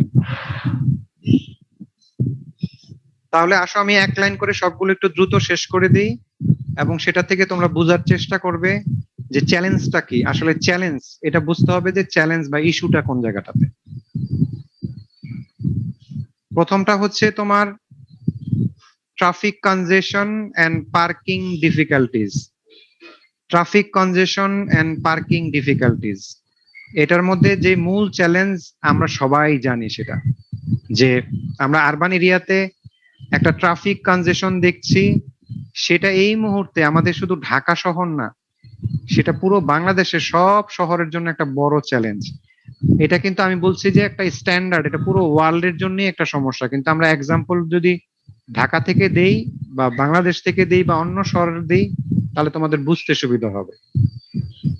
আরেকটা হচ্ছে যে পার্কিং ডিফিকাল্টিজ। তুমি দেখো যে এই দুটো আমাদের শহরগুলোর জন্য একটা মারাত্মক সমস্যা বা মারাত্মক চ্যালেঞ্জ যে আমরা এটা কিভাবে ঠিক করব। এই মুহূর্তে যদি আমরা 100 জন মানুষকে যারা শহরে বসবাস করে প্রশ্ন করি তাহলে 1 নাম্বার সমস্যা হিসাবে বলবে যে traffic congestion and parking difficulties হচ্ছে মেইন সমস্যা আমাদের শহরের মধ্যে। অন্য যে কোনো সমস্যা চাইতে এই দুটো সমস্যার কথা বলবে। তাহলে আমরা তো ট্রাফিক কনজেশন বুঝি, এটাকে তো আলাদা করে তোমাদের বিস্তারিত বলার দরকার নেই। পার্কিং ডিফিকাল্টিজ একটু বলার চেষ্টা করি যে পার্কিং ডিফিকাল্টিজ হচ্ছে আমি রাস্তার উপরে গাড়ি পার্ক করব সেই রকম জায়গা আমাদের রাস্তা নাই, কারণ আমরা রাস্তার মধ্যে সবচেয়ে কম স্পেস ব্যবহার করি। একটা স্ট্যাটিস্টিক্স এর যদি তোমাদের জন্য বলছি যে আমরা ঢাকা শহরে মাত্র 5% জমি, পুরো এরিয়ার মাত্র 5% ল্যান্ড আমরা ট্রান্সপোর্টেশনের জন্য বরাদ্দ রেখেছি, আমরা ব্যবহার করছি, এই মুহূর্তে ইউজ করছি। বরাদ্দ কথাটা ভুল হবে, কিন্তু একটা স্ট্যান্ডার্ড যদি মেনটেন করি তাহলে মিনিমাম 15 to 20% ল্যান্ড আমাদের শহরে ট্রান্সপোর্টেশন এবং ট্রাফিকের জন্য রাখা উচিত। তাহলে এই জায়গাতে ট্রান্সপোর্টেশন কনজেশন হবে, এটাই স্বাভাবিক, এবং পার্কিং একটা বড় ডিফিকাল্টিজ হবে। এছাড়াও পার্কিং লট গুলো আলাদা আলাদা করা উচিত, যে কোনো একটা জায়গায় শপিং এ যাবে তাহলে তার জন্য পার্কিং লট থাকা উচিত, কোন একটা জায়গায় অ্যাডমিনিস্ট্রেটিং এরিয়া যাবে বা কমার্শিয়াল এরিয়া তার জন্য আলাদা করে পার্কিং লট থাকা উচিত। কিন্তু সেটা আমাদের থার্ড ওয়ার্ল্ড সিটিজ এর মধ্যে খুব বেশি খুঁজে পাওয়া যায় না। তো ইদানিং আমরা দেখছি যে বড় মার্কেট প্লেস হলে তার আন্ডারগ্রাউন্ডে পার্কিং ফ্যাসিলিটিস থাকে, তারপরেও পাওয়া যায় না। একটা হসপিটাল হলে তার আন্ডারগ্রাউন্ডে, প্রাইভেট হসপিটালে মূলত মানে পার্কিং ফ্যাসিলিটিস থাকে, কিন্তু সেই জায়গাতে জায়গা পাওয়া যায় না। তো এইটা হচ্ছে আমাদের পার্কিং ডিফিকাল্টিজ। আর পার্কিং ডিফিকাল্টিজ আবার কি করে, তোমার ট্রাফিক কনজেশনকে বাড়িয়ে দেয়। রাস্তার উপরে আমি গাড়ি রাখছি, ট্রাফিক কনজেশন বেড়ে যাচ্ছে। তোমরা মতিঝিলে গিয়ে দেখো রাস্তার পাশে ধার ঘেঁষে সমস্ত গাড়ি রাখা আছে, ফলে আলাদা করে ট্রাফিক কনজেশন ওই জায়গাতে ক্রিয়েট হয়েছে। সো এটা একটা বড় চ্যালেঞ্জ আমাদের জন্য। আরেকটা হচ্ছে যে এই লঙ্গার কমিউটিং। তো লঙ্গার কমিউটিং এর আমাদের সমস্যাটা কি, যেই জায়গাতে তোমার ট্রাফিক কনজেশন বেশি থাকবে, যেই শহরের মধ্যে ট্রাফিক কনজেশন বেশি থাকবে, সেই শহরে লঙ্গার কমিউটিংটা একটা মারাত্মক চ্যালেঞ্জ বা ইস্যু। যেমন তুমি খেয়াল করে দেখো যে আমরা যদি ধানমন্ডি, গুলশান এই দুটো জায়গার থেকেই আমাদের পিক আওয়ারে, বিশেষ করে সকালের দিকে মতিঝিলে আসতে কত বড় একটা সময় লেগে যাচ্ছে। তাহলে এই জায়গাতে আমার বড় চ্যালেঞ্জ কোন জায়গাতে, যারা আরো দূর থেকে আসছে, যারা উত্তরা থেকে আসছে, যারা বাড়িধারা থেকে আসছে, যারা বসুন্ধরা থেকে আসছে, তাদের কমিউট করতে কত সময় লাগছে। এরকম অনেকের সাথে আমরা আলোচনা করে দেখেছি যে তাদের 2-3 ঘন্টা সময় লেগে যাচ্ছে। তাহলে কেউ যদি এসে এই সিটি সেন্টারে 9টায় অফিস করতে চায়, তাহলে তাকে রওনা দিতে হবে 6:30 থেকে 7টার মধ্যে, তাহলে সে এসে পৌঁছতে পারবে। তাহলে এই যে লঙ্গার কমিউটিং সিস্টেমটাকে কি করে দিচ্ছে, একটা বড় প্রশ্নের মুখে ঠেলে দিচ্ছে, যে তাহলে আমি সিটি যত এক্সপান্ড করছি কমিউটিং সিস্টেমটা লঙ্গার হচ্ছে, কিন্তু আমার ট্রান্সপোর্টেশনের চ্যালেঞ্জটা আরো বেশি বড় হয়ে যাচ্ছে। কারণ যত আমি নেটওয়ার্ক বাড়াবো তত আমার আরবান স্ক্রলিং হচ্ছে এবং একটা শহরের মধ্যে জনসমাগম বেশি এবং তার মধ্যে কনজেশনটা আরো বেড়ে যাচ্ছে। এবার লঙ্গার কমিউটিং সিস্টেমটা সে জায়গাতে ড্যামেজ হয়ে যাচ্ছে এবং ডিস্টেন্স বেড়ে যাচ্ছে, একটা জিনিস। আর দ্বিতীয় জিনিস হচ্ছে যে এটা অ্যাফোর্ড করা অনেকের পক্ষেই সম্ভব না।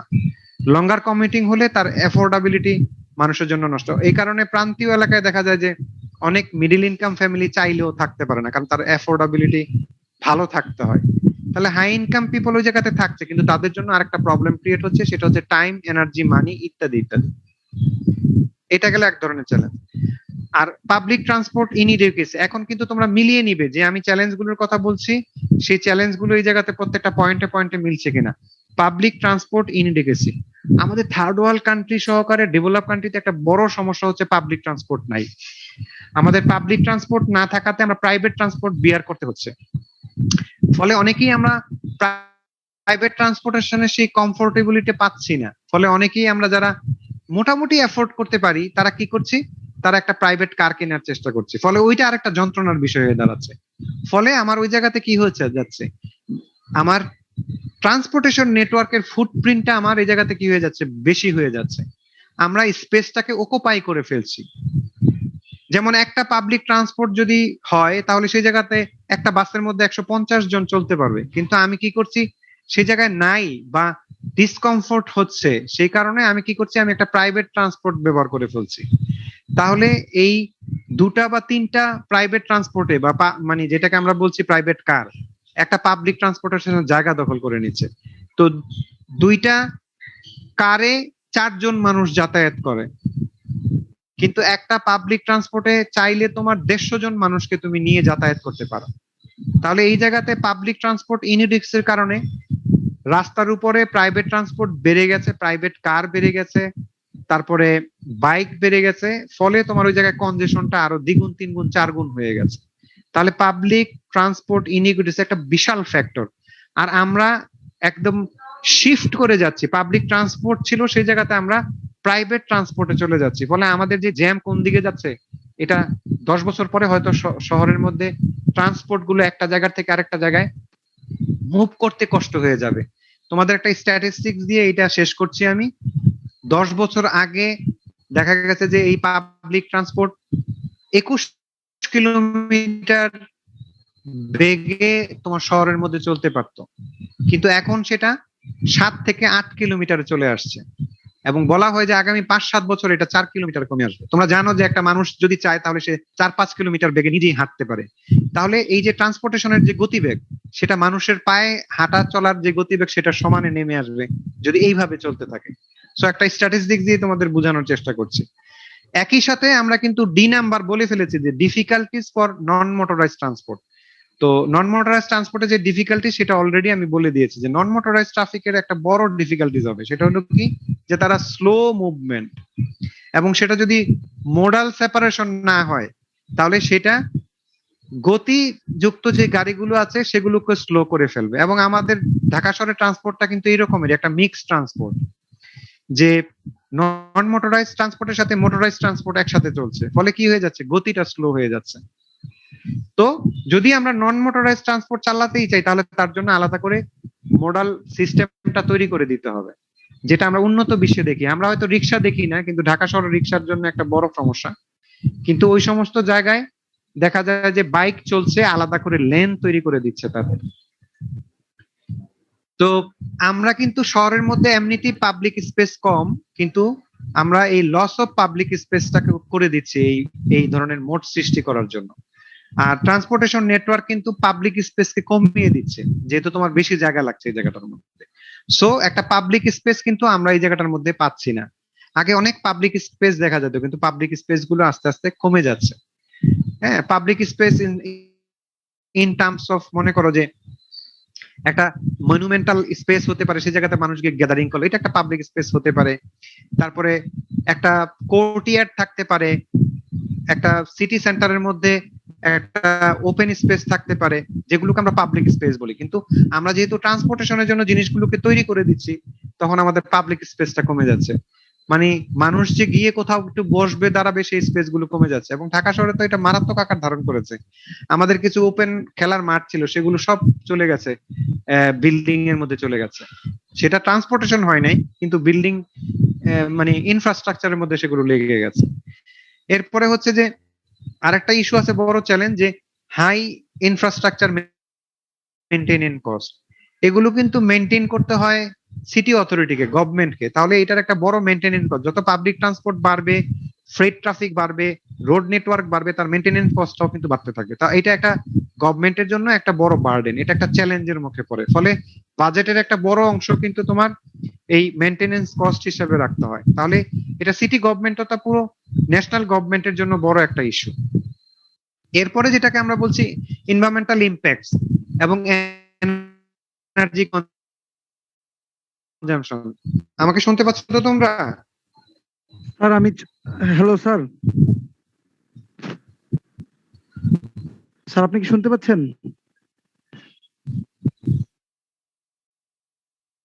শুনতে পাচ্ছ? হ্যালো হ্যাঁ, আমাকে শুনতে পাচ্ছ? স্যার, কথা স্যার কেটে কেটে আসতেছে স্যার। তোমরা কি আমাকে শুনতে পাচ্ছ? জি স্যার, এখন শুনতে পাচ্ছি স্যার।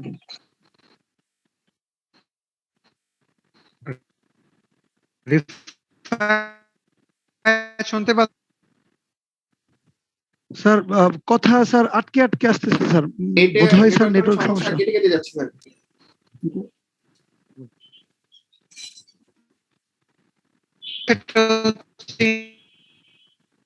স্যার আপনার কথা কেটে আসছে। স্যার বোঝা যাচ্ছে না স্যার। আচ্ছা ঠিক আছে, এই এখন শুনতে পাচ্ছ? স্যার এখন শোনা যাচ্ছে। জি স্যার, এখন শোনা যাচ্ছে স্যার।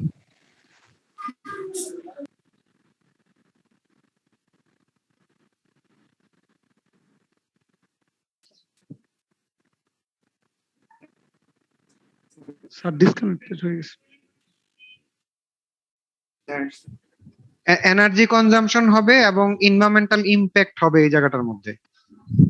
তো সেটা যদি আমরা বিবেচনা করি, তাহলে দেখা যাবে যে আসলে যত বেশি শহরের মধ্যে ট্রান্সপোর্ট রান করবে, তার একটা এনভায়রনমেন্টাল এক্সটার্নালিটিজ আছে, যেটার জন্য লোকাল পলিউশন এবং গ্লোবাল পলিউশনও দায়ী হবে। এবং তার মধ্য দিয়ে আমরা অতিরিক্ত পরিমাণে এনার্জি কনজাম্পশন করব। সেজন্য আমরা কিভাবে গ্রিন এনার্জি এটার মধ্যে ইউজ করা যায়, এখন তোমার অনেকটা ট্রান্সফার হয়ে আসছে হচ্ছে ইলেকট্রিক কারের মধ্যে, যেটার মধ্যে তোমার এনার্জি কনজাম্পশনটা কম এবং এনভায়রনমেন্টাল ইম্প্যাক্টটাও কম। তাহলে হয়তো আমাদের বাংলাদেশেও তোমার এই অটোমোবাইলের ক্ষেত্রে আমরা যে পেট্রোলিয়াম অথবা গ্যাস ইউজ করি, সেটার পরিবর্তে হয়তো আমরা কিছুদিন পর হয়তো ইলেকট্রিসিটি ইউজ করব। কিন্তু এর পরের ফেজটা হচ্ছে তোমার রিনিউয়েবল এনার্জি আমাদেরকে ব্যবহারে আনতে হবে। তা না হলে কিন্তু এনভায়রনমেন্টাল ইম্প্যাক্ট এবং এনার্জি কনজাম্পশনের সাথে আমরা পারবো না বা পেরিয়ে উঠতে পারবো না। আর ট্রান্সপোর্টেশন নেটওয়ার্ক, তোমরা জানো যে অ্যাক্সিডেন্ট একটা বড় ইস্যু। আমাদের ঢাকা শহরে প্রায় গড়ে আমার মনে হয় প্রতিদিন 2-3 জন লোক অ্যাক্সিডেন্ট করেই মারা যায়। তাহলে এটা একটা বড় চ্যালেঞ্জ আর কি। ল্যান্ড ফুটপ্রিন্টের কথা তোমাদেরকে বলেছি আমি, যে ল্যান্ড ফুটপ্রিন্টটা হচ্ছে যে আমরা যত বেশি ট্রান্সপোর্টেশন নেটওয়ার্ক বাড়াবো, তত বেশি আমাদের ল্যান্ড ফুটপ্রিন্টটা বেশি লাগবে। এই জায়গাতে ল্যান্ড আমাদেরকে নিয়ে আসতে হবে। যদিও একটা হিসাবে বলে যে আমরা এই মুহূর্তে পুরো পৃথিবীর প্রায় 56 বা 7% লোক আরবান বা সিটি এরিয়াতে বসবাস করছি, কিন্তু আমরা পুরো পৃথিবীর ল্যান্ডের আমরা 3% ব্যবহার করছি। 3% ট্রান্সপোর্টেশনে ল্যান্ড ইউজ করি, তাহলে তার ফুটপ্রিন্ট আরো আস্তে আস্তে বাড়তে থাকবে।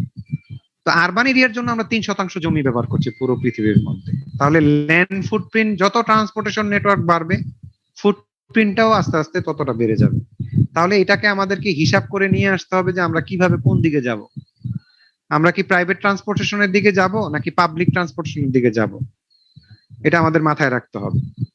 এছাড়াও ফ্রেড ডিস্ট্রিবিউশন শহরের মধ্যে বেড়ে গেছে, কারণ এখন এই সময় কোভিডের সময় তো আমরা আরো বেশি অনলাইনে খাবার আনা, খাবার নেওয়া, জিনিসপত্র নেওয়া, প্রোডাকশন নেওয়া, এক জায়গা থেকে আরেক জায়গায় ফ্রেড ডিস্ট্রিবিউশন করা, এইটার মাত্রা বেড়ে গেছে এবং এই মাত্রাটা কিন্তু চলবে এইভাবে। কোভিড হয়তো চলে যাবে, কিন্তু এই যে ডেলিভারি, ফ্রেড ডিস্ট্রিবিউশন, এটা কিন্তু শহরের মধ্যে বেড়ে যাবে। ফলে এই জায়গাতে আরেকটা কনজেশন চলে আসলো। তাহলে ফ্রেড ডিস্ট্রিবিউশন আমাদের পরবর্তী প্রজন্মের জন্য একটা বড় চ্যালেঞ্জ হয়ে দাঁড়াতে পারে। এই কারণে আমরা বলছি যে অটোমোবাইল ডিপেন্ডেন্সিটাই হচ্ছে আমাদের টোটাল ট্রান্সপোর্টেশনের জন্য একটা বড় চ্যালেঞ্জ, যেটাকে আমরা বলছি যে অটোমোবাইল ডিপেন্ডেন্সি। অটোমোবাইল ডিপেন্ডেন্সি হতে থাকলে কি হবে, তোমার ট্রান্সপোর্টেশন নেটওয়ার্কটা আরো বেশি ডেভেলপ করবে, আরো বেশি ফ্রি হবে, আরো বেশি প্রাইমারি রোডের দিকে যাবে এবং আমার ল্যান্ড ফুটপ্রিন্ট এই জায়গাতে অনেক বাড়বে, এনার্জি কনজাম্পশনটাও বেড়ে যাবে। এই জন্য এটা একটা চ্যালেঞ্জ আর কি। তো একেবারে শেষ পর্যন্ত তোমাদের বলেছে যে টোটাল কনজেশন হচ্ছে যে এইগুলোর ফলে টোটাল কনজেশন হচ্ছে একটা বড় সমস্যা আমাদের শহরের জন্য। তাহলে সেই জিনিসটাকে আমাদের মাথার মধ্যে রাখতে হবে। তো কনজেশন in terms of passenger, কনজেশন in terms of freight, এই দুটো হচ্ছে মেইন ইস্যু। ফলে প্যাসেঞ্জার যদি বাড়তে থাকে, আমাদের শহরের জনসমাগম বাড়বে, প্যাসেঞ্জারের সংখ্যা বাড়বে, আমাদের অটোমোবাইল বাড়বে, ফ্রেটও বাড়বে।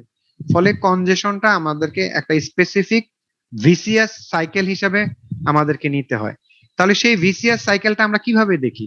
আমরা ভিসিএস সাইকেলটা দেখি এইভাবে যে যখন কনজেশন হবে তখন প্রেসারটা বাড়বে। আমি এই যে ভিসিএস সাইকেলটা তোমাদেরকে একটু দেখিয়ে দিতে চাচ্ছি।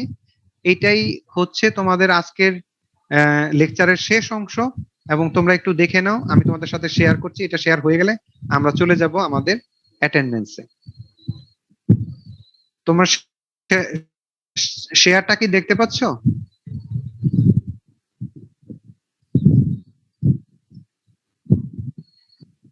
জি স্যার।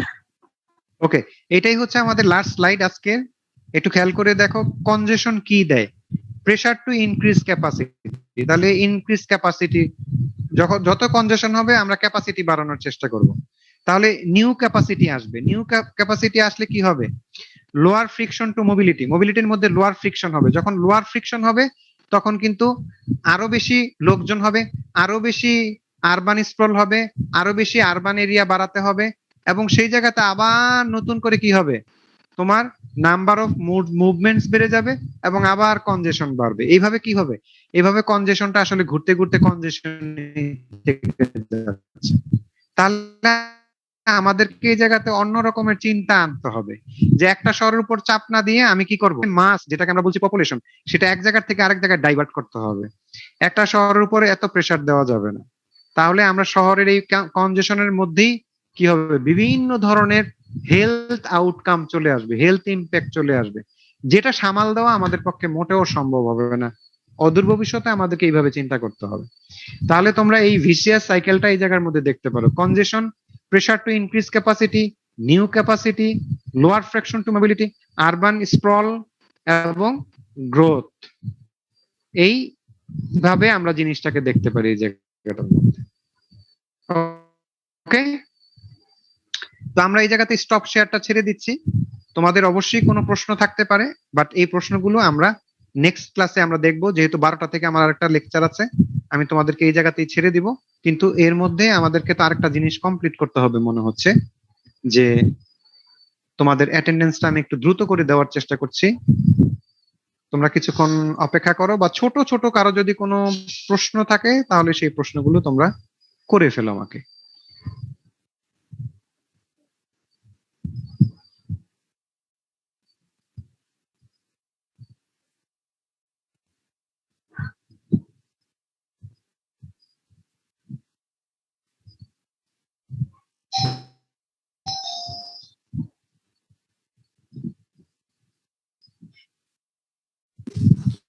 হ্যালো স্যার, আসসালামু আলাইকুম। হ্যালো, ওয়ালাইকুম স্যার আসসালাম। আমি ওই জিয়া বলতেছি স্যার, রুল 103। বলো জিয়া। স্যার ওই আমি একটু ভ্যাকসিন দিতে যাচ্ছি তো আজকে স্যার, এর জন্য আমি বেরিয়ে যাইতে হচ্ছে আর কি। তো আমার রুলটা স্যার একটু দিয়ে দিলে প্রেজেন্টটা। তোমাকে আমি দিয়ে দিব, এটা সাকিব মনে রাখবে তোমার রোলটা, তুমি চলে যাও। আচ্ছা, থ্যাংক ইউ স্যার। Okay. আসসালামু আলাইকুম। ওকে,